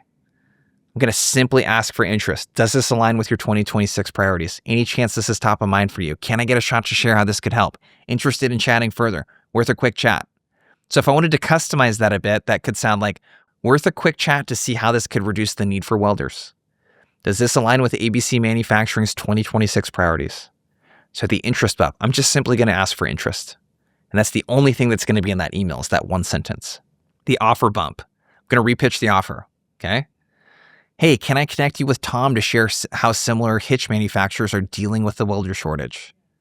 I ran a cart audit and found 3 opportunities to increase AOV. Worth a quick chat to dig in. Hey, we benchmarked your response time. Here's how you stacked up with North Face and Columbia. Worth a deeper dive, right? So you can do team member introduction, audit findings, benchmarks. There's all kinds of things that you could bump there with the offer that are pretty powerful. There's the any thoughts bump. It's kind of a tried and true classic. Any thoughts? First name, any thoughts? Any thoughts on subject? That could sound like any thoughts on reducing the need for devs. There's the quick chat bump. You're simply just going to share like a couple days and times that you can meet. Hey, any chance you're free next Tuesday at 2 p.m. or 3 p.m.? Any chance you're free next week? Case study bump. Here's how so-and-sos at these companies are solving this problem. Here's how ops leaders at Caterpillar are leveraging automation to replace welders. And I linked to a case study there. Last but not least, the breakup bump. Breakups. What's really important to clarify here is we are not using cheesy breakup emails where we're basically trying to make them feel guilty for not responding. There was this old breakup email that was going around for a while that was basically like, hey, are you not responding for one of these 3 reasons below? 1, you're busy. 2, you already have a solution. 3, you got eaten by an alligator. Like, we're not going to use cheesy stuff like this, okay? So 1, we want to redirect. So maybe we're reaching out to the wrong person. So that could sound like this. Would this be more relevant for Dave over in manufacturing? The next one is the easy out bump, okay? The easy way out. Hey, Tom, I shared a few ways to help your team increase throughput with automated welding, but I'd hate to keep reaching out if we weren't a fit. Mind letting me know if this is relevant or not. So those are bump emails. Here's what this looks like in action. So here's like another example of a full sequence leveraging some of those different bumps. You have the longer first email, right? Congrats on the FDA approval. I follow that up. Here's more info on how Ultramics reduced startup timelines from 12 to 4 weeks. Any thoughts on connecting with our studies expert, Clara, who just helped Sophie reduce startup timelines? Cool. Key point number 3, simple plays that you can run. So if you click on the link below, we have a Get the Meeting pack. This has email templates that you can use for conference invites, VIP dinner invites, webinar invites, re-engaging closed loss deals. It's got our best templates in there. Go make sure to grab it. And again, you can drop those into your AI. It'll help you customize them and all that good stuff. And you can immediately use those. So your takeaways from this section are 1, subject lines. It's super important for us to have a compelling subject line that drives it open. A prospect cannot respond to an email that they do not open. So leverage those 7 subject line frameworks. The next thing is follow-up emails. It will take 2, 3, 4 emails at least to get an open, if not get a reply. So we have to be following up, and we got to do it in a tactful way. And I gave you some different frameworks you can use there in your sequences. And then last but not least, leverage the Get the Meeting pack. There's templates in there that are going to help you based on situations that you come across, quickly repurpose emails that you can send out and land meetings with.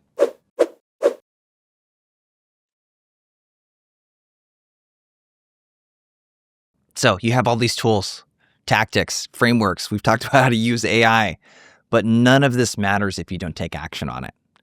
For you as an individual rep, a lot of this means that I have to find what works best for me, and there isn't really a one-size-fits-all solution.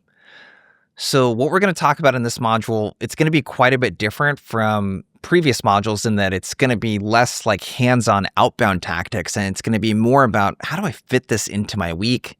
How do I break it down? And it's really important that you figure out your weekly rhythm and where you can fit this in, and that you really master your time and how you spend your time and how you exert your energy with this. So what I'm hoping that you walk away with is some ideas that will help you dial in your specific weekly rhythm so that everything that you just watched doesn't go to waste. Key point number 1, how to activate GSD mode, get shit done mode.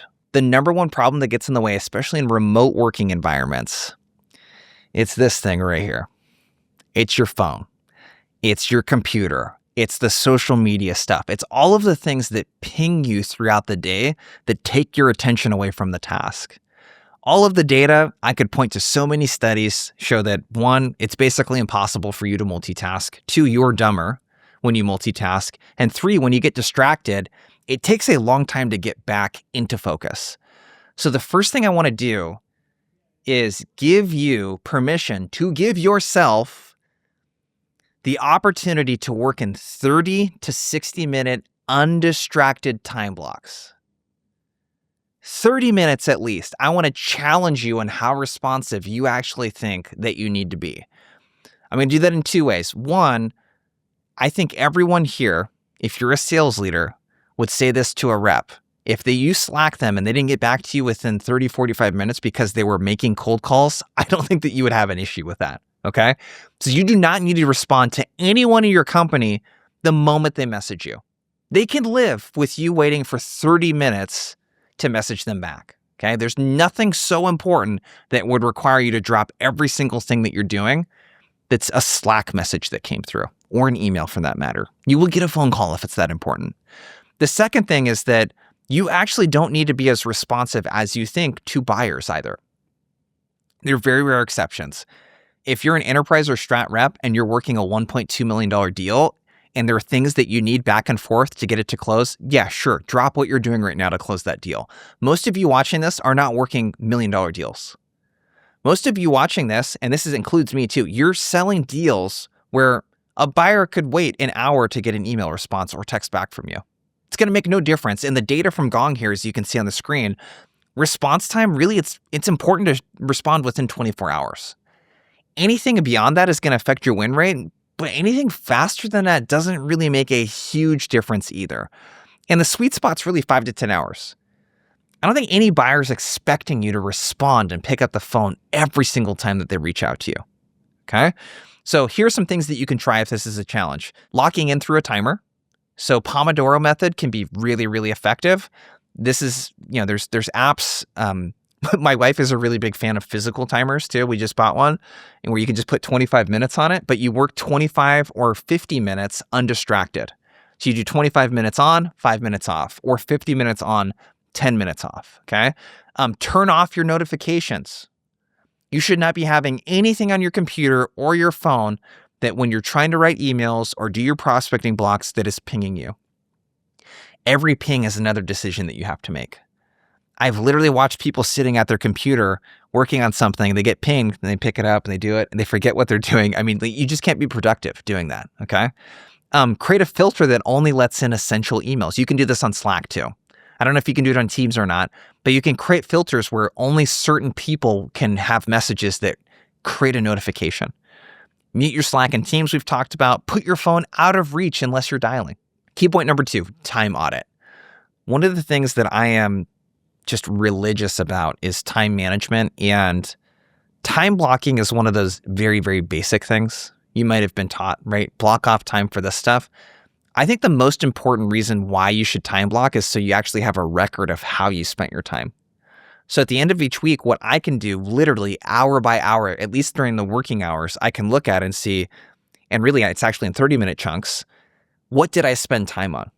How much of that was a revenue generating activity? How much of that was with my team? How much of that was in front of a client? I want you to really get in the habit of time blocking in that way. And what I want to ask you to do first is a time audit. So we have a worksheet here that you can grab below.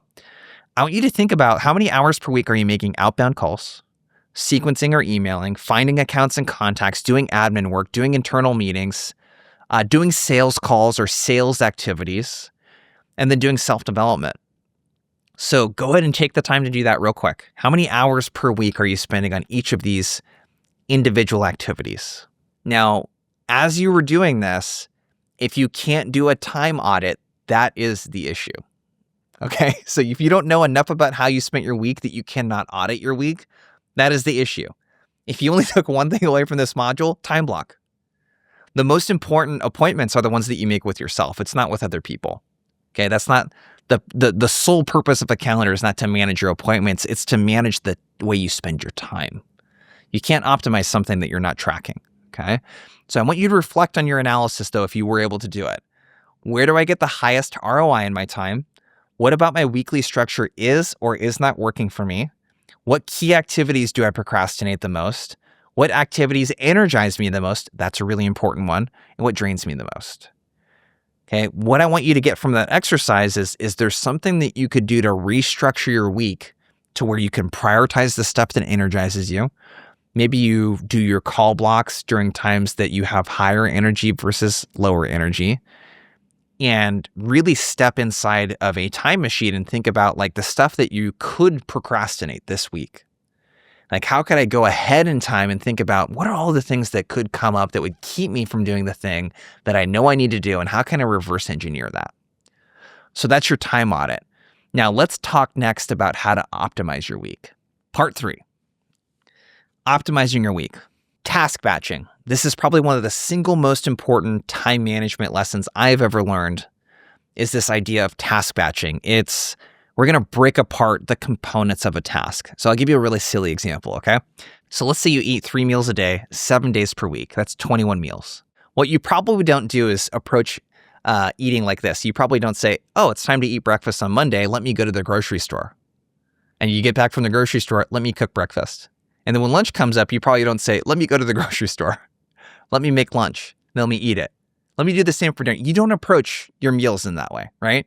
You break it up. Most of us say, hey, let's do our meal prep on Sundays. Let's do our grocery shopping on Sunday. Now we have some pre-prepared stuff that we can eat Monday, Tuesday, Wednesday, etc., right? We break apart the task into different components. The shopping is different from the prep, is different from the eating. We have to approach outbound in the same way. What we should not be doing is saying, oh, here's a company I want to reach out to. Let me look and see who I should reach out to. Let me write the email to them. Let me figure out what I want to say on the call. Okay, now let me call them. Let me leave a voicemail they didn't pick up. Let me send a message on LinkedIn. We can't just say every account that we reach out to, let's go through the full cycle of every activity that we need to do all at once. Each one of those activities requires a different level of mental energy, and there are different time restrictions and requirements around when we could do those activities. For example, we can't really call a prospect at 7 o'clock in the morning, their time at least. It's too early. You know what we could be doing during that time? We could be writing emails, right? On Sundays, if we wanted to prep for the week and load up our sequences, we could do that, but we're probably not going to cold call people on Sundays. So this concept of task batching is really important. I want to give you the different tasks, or GSD blocks, we call them, that you can do. One's target selection. It's typically a 60-minute block. All we're going to do is choose the accounts that we want to reach out to, find the contacts, their emails, their phone numbers, etc., and then queue them up in the sequence. This is best done on Mondays and Fridays or at the end of your workday. This is a non-urgent activity. Ideally, you want to get a week ahead. So hopefully what you're doing on a Friday is you're thinking ahead to the next week and preparing every single person that you want to reach out to. So I'm coming into the week with that already pre-prepared, okay? It's kind of like putting your workout clothes next to the nightstand if you're going to wake up early and do a morning workout. Next GSD block is call blocks. These are typically 60 to 90 minutes. Depending on how high your pickup rate is, I like 60 minutes if I'm going to talk to a lot of people. We do really like a solution called Titan X, which I'll link down below. They're not a sponsor, but Titan X allows you to essentially give them a list of phone numbers of people that you want to call, and their tool will help you prioritize the ones that have the highest pickup rate. So they can help you find the pocket of prospects that have like a 25 or 30% pickup rate. I used their data, and during one of the call blocks, I got 10 pickups in 1 hour. I was freaking exhausted in like 50 minutes. I did not want to talk to anyone anymore. It was like so many people, right? When I'm used to talking to maybe 1 or 2 people in an hour. So make sure to check out Titan X or let us know if you'd like an intro. So our call block, we're going to make outbound calls during this time. We want to prioritize this time when the pickup rates are the highest. That's usually going to be Tuesday, Wednesday, Thursday mornings, Mondays sometimes, and then Friday afternoons. So the only caveat to this is if you find that your energy level is not great at 8 a.m. and you're more likely to procrastinate making calls at that time versus right after lunch, that would be the only caveat. The best time to do something is when you're least likely to procrastinate, okay? The next GSD block is a sequence or cadence block. So we've talked about account selection and targeting. We've talked about call blocks. Now we can go in and start executing on the sequences. This is where we would typically write emails. So we're going to personalize the emails. We're going to execute the sequence steps. And this is done outside of outbound calling blocks. We can do this at any time. Emails can be scheduled or queued up. You don't have to do this at any particular time. This is a Monday through Friday activity. White space splits. This is the one I'm most excited about. Think about the white space in your schedule. Just look at your calendar right now. I'm sure there are 30 and 60-minute spots that open up in your calendar on a daily and weekly basis where you have nothing to do during that time. What's really great is to pre-prepare activities that you can do when you have white space open up. So for example, you can blitz through your no-show meetings. You can blitz through prospects opening emails or connecting on LinkedIn. You can blitz through closed lost deals, webinar leads. Have these lists ready to rock and roll so that you can take advantage of the white space. And again, this is outside of cold calling blocks. The next GSD session you can do is what I like to call a weekly lock-in. These usually take me an hour to do, but I run a business, right? I do marketing, sales, I manage our delivery team. There's a lot of different stuff that I'm doing. You could probably do this in 15 or 30 minutes if you're just working sales deals or just doing outbound prospecting, for example. This is where you're going to plan out your entire week and you're going to reflect on the previous week. I like to do these first thing Monday morning. This might be a Sunday morning activity for you. It might be a Friday end of day. At some point, you need to be meta about how you spend your time, and you need to schedule time to plan your time, okay? Last but not least, daily wrap up. The last 30 minutes of every single day should be used for CRM hygiene, updating your notes, planning tomorrow, checking your activity. Maybe you're doing some self-development. Save this for last. You should not be updating your CRM and using precious willpower at the beginning of your day. Save it for the end of the day. So a couple of other best practices that are pretty interesting here too. Accountability is really an interesting thing. It's very powerful to have accountability. I find that having an accountability partner or accountability buddy, I've heard it called, can be really great. Find someone else on your team. So this is especially effective for account executives. Like, you're not prospecting and doing outbound all day. Find another account executive or on your team. Organize a couple 1-hour blocks every week where you can do this group workout style. Share your schedule with your manager. Set a reminder to send your schedule to your manager every morning. Hey, here's what I'm going to do. Can you help me hold me accountable to it, right? You need to create that accountability so that you're not relying on yourself to stay accountable for this. It's much easier to do when you're doing it together with folks. Last but not least, let's look at a couple sample weeks. So the first one that we're looking at here on the screen is the sample week for an SDR. Now, I understand that your week is not going to go perfectly like what you see on the screen here, okay? So just take some of the principles that you see at play here. So you can see the stuff in red is a non-revenue generating activity. It's the weekly lock-ins. It's maybe the one-on-one I do with my manager, team huddles. Maybe it's enablement sessions or reporting, forecast calls, et cetera. You're probably going to have 1 to 2 hours of this type of thing every single day. The yellow is things that you do to prep for a revenue generating activity, target selection. And green is the stuff that you do that directly impacts revenue.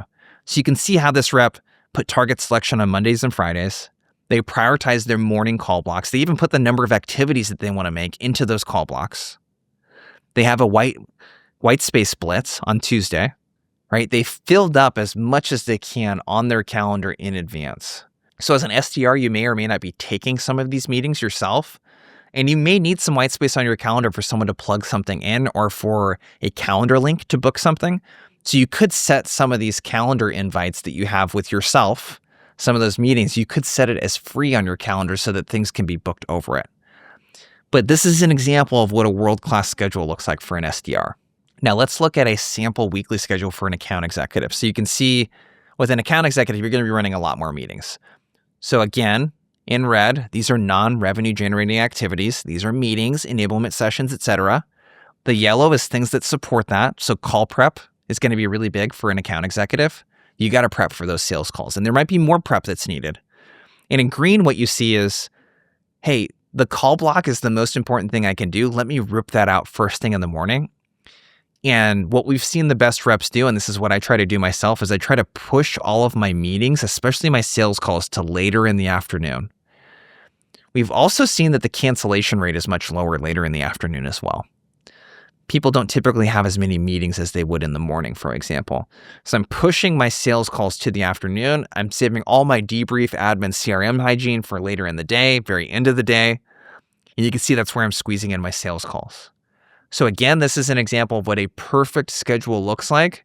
Try to adopt some of these principles in your schedule so that you can optimize your time. So a couple things here. One, we have to find out what works for us in our weekly rhythm. Okay? Activate GSD mode. You have to work in undistracted blocks. You have to commit to being undistracted for 30 and 60 minutes at a time. Okay. The second thing is with those GSD blocks, what we need to commit to is task batching. Let's not do all of the activity all at once. Let's break apart the different components of the activity so that we can be more efficient and take advantage of the golden hours when it's best to get a hold of the prospect. And lastly, take a look at those example schedules. If you're not already blocking your time like this so that you can retroactively look at how you spent it, start with that. That's the biggest takeaway from this module if you're not doing that. If you are doing that, see if you can take one or two of the principles away from how the ideal schedule looks and how you could optimize yours.